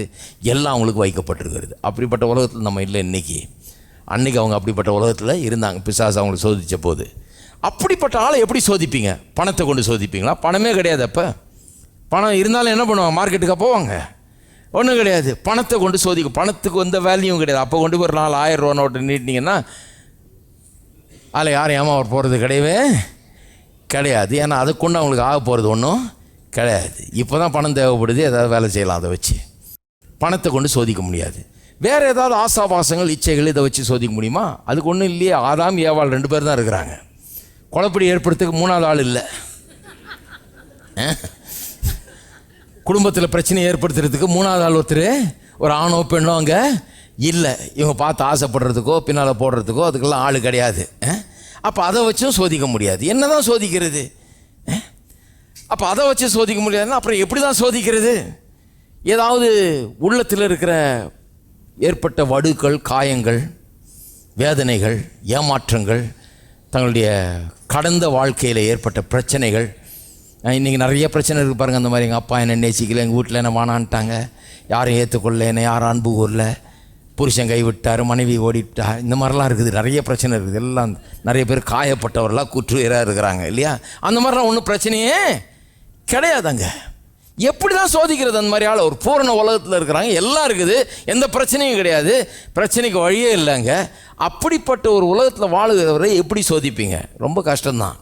அதனால தான் பிசாசு என்ன பண்ணான், எப்படி சோதிக்கிறான், இதனாலலாம் சோதிக்க முடியாதுன்னு தெரிஞ்சுக்கிட்டு அவன் என்ன சொல்கிறான், சரி உனக்கு நிறைய இருக்குது உண்மைதான், ஆனால் இன்னும் கொஞ்சம் இல்லாமல் இருக்குது, அதை பற்றி பேசுவோன்றான். as good as life is, there is more. பரவாயில்ல, ஏற்கனவே சுமாராக இருக்கிற, ஆனால் இன்னும் இருக்கிறது, அதெல்லாம் உங்கள்கிட்ட இப்போ இல்லை, அதை அடையிறதை பற்றி தான் நான் பேசுகிறேன், அதை எப்படி அடையிறது என்று சொல்லி அப்படி தான் ஏமாத்துறான் பாருங்கள் பிசாசு. அப்போ பாருங்கள், நம்ம பேசுகிற உபதேசம் என்ன? கர்த்தர் நமக்கு எல்லாத்தையும் ஏற்கனவே கொடுத்துட்டார், அதைத்தான் சேலஞ்ச் பண்ணுறான். அவர்களுக்கும் அதே தான், ஏற்கனவே கொடுத்து விட்டார், கொடுக்கலன்றான். எல்லாத்தையும் கொடுக்கல, கொடுக்காம சிலதெல்லாம் வச்சிருக்கிறான்றான். இந்த பேசுகிற பாம்பு, சத்துரு பாம்பின் மூலமாக பேசுகிறான் பாருங்கள். பொய்யையும் புரட்டியும் சொல்லி அவன் சொன்ன பொய்யும் புரட்டியும் இவங்க நம்பினதுனால தங்களுக்கு உண்டாயிருந்த அத்தனையும் கோட்டை விட்டாங்க, பறி கொடுத்துட்டாங்க. நல்லா பாருங்கள், நல்லா கவனிங்க. இவன் சொன்ன அந்த ஒரு பொய்யை நம்பினதுனால, அவனை பின்பற்றதுனால அவங்களுக்கு எந்த குறைவும் இல்லாமல் இருந்தது பாருங்கள், எல்லாம் இருந்தது. அவன் ஏமாத்தில் இவங்களுக்கு இருந்த எல்லாமே பறி போனது. இவங்களே தோட்டத்தை விட்டு வெளியே போக வேண்டியதாக போச்சு, காட்டில் வாழ வேண்டியதாக போச்சு. அருமையான தோட்டம் தேவன் ஏற்படுத்தியிருந்தார், அதை விட்டவே வெளியே அனுப்ப வேண்டியதாக போச்சு. ஏன்னா அவனுடைய ஒரு பொய்யை நம்பி அதன்படி செயல்பட்டதுனால எல்லாவற்றையும் இழந்து போனார்கள். நான் சொல்கிறேன், பூர்ணமான உலகத்தில், ஏதேன் தோட்டத்தில், எந்த குறையும் இல்லாத இடத்துல சாவு, நோய், எந்த துன்பம், கஷ்டம், பசி, பட்னி, எந்த வேதனை எதுவுமே இல்லாத ஒரு உலகத்தில் பூர்ணமாக இருந்த மனுஷர்களை விழுந்து போகாத நிலையில், விழுந்து போவதற்கு முன்னால் கடவுள் உண்டாக்கின விதத்தில் இருந்த மனுஷர்களையே இப்படி ஏமாற்றுவான் என்றால், இன்றைக்கு நம்மை ஏமாற்றுவது எவ்வளவு சாத்தியம் என்று யோசித்து பாருங்கள். நம்ம இன்றைக்கு விழுந்து போன உலகத்தில் இருக்கிறோம். எங்கே பார்த்தாலும் நோய், கஷ்டம், துன்பம், பசி, பட்னி, இல்லாமை, வறுமை, சாவு, வேலை இல்லை, அது இல்லை, இது இல்லை, எல்லா துன்பங்கள், கஷ்டங்கள் எல்லாம் இருக்குது. இப்படிப்பட்ட உலகத்தில் வாழுகிற நம்மை அவன் ஏமாத்துறதுன்றது இப்போ 1000 காரியங்கள் அவனுக்கு இருக்குது சொல்கிறதுக்கு. அவனுக்கு பாரு, இது சரியில்லை, பாரு அது சரியில்லை, அது நடக்கலை, இது நடக்கலை, இது உனக்கு இல்லை, அது இல்லைன்னு 1000 காரியங்களை சுட்டி காண்பிக்கலாம். ஏதேன் தோட்டத்தில் ஒன்று கூட காமிக்க முடியாது, அது இல்லை, இது இல்லைன்னு. அப்படிப்பட்ட இடத்துலையே அது இல்லை, இது இல்லைன்னு சொல்லி போய் ஏமாற்றிட்டான். இப்போ உண்மையாகவே இந்த உலகத்தில் 1000 பாடுகள் இருக்குது, 1000 கஷ்டம் இருக்குது, உலகமே பிரச்சனையினால் நிறைஞ்சிருக்குது. அப்படிப்பட்ட உலகத்தில் வாழ்கிறோம், கர்த்தரை நம்பி வாழ்ந்து கொண்டிருக்கிறோம். நம்மிடத்தில் நமக்கு எல்லாம் இருக்கிறது என்பதை குறித்த ஒரு சந்தேகத்தை கிளப்புவது ரொம்ப சுலபமானதாக இருக்கிறது. இருக்கீங்களா? கவனிக்கிறீங்களா? அப்போ இந்த யுத்தம் எங்கே நடக்குது? எண்ணத்தில் நடக்கிறது. எண்ணம் என்ன சொல்லுது? கர்த்தருடைய வார்த்தையை நாம் போதிக்கிறோம், என்ன சொல்கிறோம்? எல்லாத்தையும் கொடுத்துட்டாருன்னு. அவன் என்ன சொல்கிறான்? கொடுக்கல, சந்தேகமாக இருக்குது, எல்லாத்தையும் கொடுத்துட்டு நான் சொல்லியிருக்கிறாரு, அந்த வசனத்தை சரியாக வாசித்துப்பார், அது ஒன்று அப்படி சொல்லலையே ஆக்கும், இப்படி சொல்லலையே ஆக்கும். இதை எதிர்த்து போராடுறதுக்கு என்ன ஆயுதம்? சத்தியம்தான். சத்தியம்தான் ஆயுதமாக இருக்கிறது. ஏன்னா அவன் யூஸ் பண்ணுற ஆயுதம் டிசெப்ஷன், ஏமாற்று வேலை, தந்திரம். நம்ம யூஸ் பண்ணுறது சத்தியம். அவனுடைய தந்திரத்துக்கு எதிராக திராணி உள்ளவர்களாக நிற்கிறது எப்படி? சத்தியத்தை கொண்டு தான் நாம் நிற்க வேண்டும். அதனால தான் இங்கே வசனத்தை போதிக்கிறோம். சிலர் நினைக்கிறாங்க, கோயிலுக்கு வரும்போது என்ன யோசிக்கிறாங்க, எனக்கு இந்த பேய் இருக்குதுங்க, அந்த பேய் இருக்குதுங்க, எனக்கு இந்த மந்திரவாதம் இருக்குது, இந்த பில்லிச்சனி இருக்குது, இதை கொஞ்சம் சரி பண்ணி விட்ருங்க. நான் அதான் சொல்லிட்டேன் முதல்லையே, ஒன்றை சரி பண்ணி விட்டா பின்னாடி என்ன பண்ணும்? 7 வந்துடும். நாங்கள் சரி பண்ணுறது எப்படின்னா, கடவுளுடைய வார்த்தையை, சத்தியத்தை போதிக்கிறோம். சத்தியத்தை போதித்து அதன் மூலமாக இப்போ என்ன பண்ணுறோம்? முற்றிலுமான ஒரு விடுதலை உண்டாகிறது. பாருங்கள், இயேசுவின் காலத்தில் கூட இயேசு பிசாசெல்லாம் விரட்டினார். விரட்டின பிறகு அவன் போய் கரெக்டாக அவன் சத்தியத்தை ஃபாலோ பண்ணி இயேசுவை ஃபாலோ பண்ணி கரெக்டாக இல்லைன்னா அவனுடைய வாழ்க்கை என்ன ஆகுது பாருங்கள். எந்த பிசாசு எப்படி வந்து அவனுக்குள்ள நுழைஞ்சதோ அதே மாதிரி இன்னும் 10 கூட வந்து நுழைய வாய்ப்பு உண்டு. இயேசுவே சொன்னார், அது சொல்லும்போது தான் சொல்கிறாரு. அப்போ ரொம்ப முக்கியமாக கவனிக்க வேண்டிய ஒரு காரியம், அந்த பிசாசு இந்த பிசாசுன்னு அதில் கவனம் செலுத்தாதீங்க, சத்தியத்தில் கவனம் செலுத்துங்க. எல்லா பிசாசும் ஓடி போயிடும், அங்கே இடமே கிடையாது. எந்த பிசாசுங்க அங்கே இடமே கிடையாது. சத்தியத்தில் நில்லுங்க, சத்தியத்தை அறிந்து கொள்ளுங்கள், தெளிவடையுங்கள், பிரகாசமுள்ள மனக்கண்களை உடையவர்களாக இருங்க. பிசாசுக்கு அங்கே இடமே கிடையாது. எனக்கு தெரிஞ்ச ஒரு போதகர் இருக்கார் பாருங்க, அவருக்கு பைபிள் காலேஜில் படிச்சுட்டு இருக்கார், ஊழியத்துக்கு ஒப்பு கொடுத்து இன்றைக்கி நல்ல பெரிய சபையில் போதகராக இருக்கார். அந்த காலத்தில் பைபிள் காலேஜில் படிச்சுட்டு இருக்கும்போது ரொம்ப சின்சியரான மனுஷன். தலையில் வலிக்குமாம் பாருங்கள், அந்த மாதிரி வலிக்குமாம், போய் மண்டையை போய் செவுத்தில் இடிச்சுக்கு வரான். அப்படி அது வலிக்கும் போது ஒன்றுமே முடியாது அவரால், மண்டையில் டமால் டமால் டமால் செவுத்தில் போய் முட்டு வரான், மண்டையே பொழந்துக்கிற மாதிரி. அதை முட்டும்போது தான் கொஞ்சம் நிம்மதி ஏற்படுமா அவருக்கு, அந்த வலி கொஞ்சம் அடங்குமா அப்படி முட்டும்போது தான். ஆச்சரியமாக இருக்குது எனக்கு சொல்கிறத கேட்டால். அப்படி தான் இருந்தார், பைபிள் காலேஜில் படிக்கிற காலத்தில் அப்படி தான் இருந்தார், படித்து முடிச்சுட்டு ஊழியம் செய்யும் போது தான் அப்படி தான் இருந்தார். அவர் அந்த காலத்தில் சில ஊழியக்காரர்களோட பழகிட்டு இருந்தார் பாருங்கள். அவங்க எல்லாம் சொல்லிட்டாங்களாம், உனக்கு ஒன்றும் இல்லைப்பா, பெரிய பில்லி சுனி யாரோ பண்ணிட்டாங்க, உனக்கு மந்திரவாதம் யாரோ பண்ணிட்டாங்க, அதனால தான் இப்படி இருக்கிற, அது எப்படியாவது எடுக்கணும். நம்ம இவ்வளோ ஊழியக்காரங்க யாரும் எடுக்கலையே கடைசியில், மந்திரவாதம் பண்ணிட்டாங்கன்னு சொல்கிறாங்களோ ஒழிய எடுக்கிறதுக்கு யாரும் ஆள் கிடையாது. இவர் ஒன்றும் இல்லை, இப்படிப்பட்ட சத்தியங்களை பிடிச்சாரு பாருங்க, இதெல்லாம் கற்றுக்கிட்டாரு. பிசாசின் மேலே தனக்கு இருக்கிற அதிகாரத்தை தெரிஞ்சுக்கிட்டாரு, எல்லாம் புரிஞ்சுக்கிட்டாரு. பிசாசுக்கு வல்லமை இல்லைன்றதை புரிஞ்சுக்கிட்டாரு, பிசாசு சக்தியற்ற ஒருவன்றதை புரிஞ்சுக்கிட்டார், தோற்கடிக்கப்பட்ட ஒருவன் புரிஞ்சுக்கிட்டாரு. இதையெல்லாம் புரிஞ்சுக்கிட்ட பிறகு அவர் சொல்கிறாரு, அது எங்கே போச்சுன்னே தெரில, அந்த தலைவலியும் அந்த முட்டுறதும் செவுத்தில் முட்டுறது எங்கே போச்சுன்னே தெரிலன்றார். இன்றைக்கி ஒரு பெரிய சபையின் போதகராக இருக்கிறார் அவர், எங்கே போச்சுன்னே தெரிலன்றார். எங்கே போச்சு அது, யாரும் பேய் ஓட்டல பாருங்க அவர்கிட்ட. அநேக நேரத்தில் இந்த சத்தியத்தை அறிந்து சத்தியம் விடுதலை ஆக்குறது ரொம்ப பெட்டர் வே, அது ரொம்ப சிறந்த வழி என்று நான் சொல்ல வருகிறேன். சில நேரத்தில் பிசாசை ஓட்ட வேண்டியதாக இருக்குது, அப்போ ஓட்டலாம். ஆனால் எல்லா நேரத்திலும் சும்மா பிசாசை ஓட்டுற வேலையிலே இருக்கக்கூடாது. நிறைய நேரத்தில் சத்தியம் ஜனங்களை விடுதலையாக்கும். ஏன்னா பிசாசு பண்ணுறதெல்லாம் வந்து தந்திரத்தினால பண்ணுறான், சத்தியம் அவர்களுக்கு விடுதலையை கொண்டு வரும் என்பதில் சந்தேகமே கிடையாது.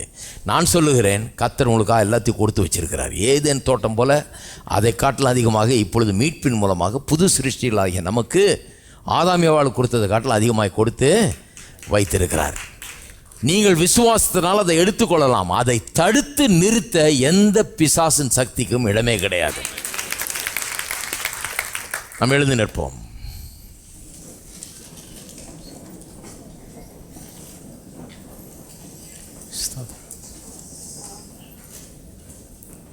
நாம் ஜெபிப்போம், கரங்களை வைத்து கர்த்தரை ஸ்தோத்திரிப்போம். எங்கள் பிதாவே, கர்த்தராகிய இயேசுவின் நாமத்தில் மண்டையில் வருகிறோம். நல்ல பிதாவே, ஸ்தோத்திரிக்கிறோம். நன்மையான நிறைய காரியங்களை எங்களுக்குள்ளே நீர் வைத்திருக்கிறீர். எங்களுக்குள்ளே இருக்கிற இந்த நன்மையான காரியங்களை காணும்படி மனக்கண்கள் பிரகாசமடையட்டும்.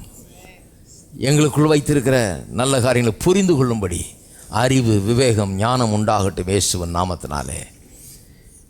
எங்களோடு இருக்கிறவர்கள் மிகவும் அதிகம் என்கிறதை ஜனங்கள் புரிந்து கொள்ளட்டும். எதிரியினுடைய வல்லமையை காட்டிலும் எங்களுடைய வல்லமை பெரியதாக இருக்கிறது. எதிரி சக்தியற்றவன் என்பதை புரிந்து கொள்ளட்டும், தோற்கடிக்கப்பட்டவன் என்று புரிந்து கொள்ளட்டும். நாங்கள் வெற்றி வீரர்களாய் முற்றும் ஜெயங்கொண்டவர்களாக இருக்கிறோம் என்பதை புரிந்து கொள்ளட்டும். இப்படிப்பட்ட ஒரு தெளிவு உள்ளத்தில் உண்டாகட்டும், ஜெயம் வாழ்க்கையில் உண்டாகட்டும். இயேசு நாமத்தில் அப்பேற்பட்ட வெற்றியில் ஜெயத்தில் ஜனங்கள் வாழட்டும். உமக்கு எல்லா துதி கனம் மகிமை செலுத்துகிறோம். இயேசுவின் நாமத்தில் ஜெபிக்கிறோம். ஆமென்.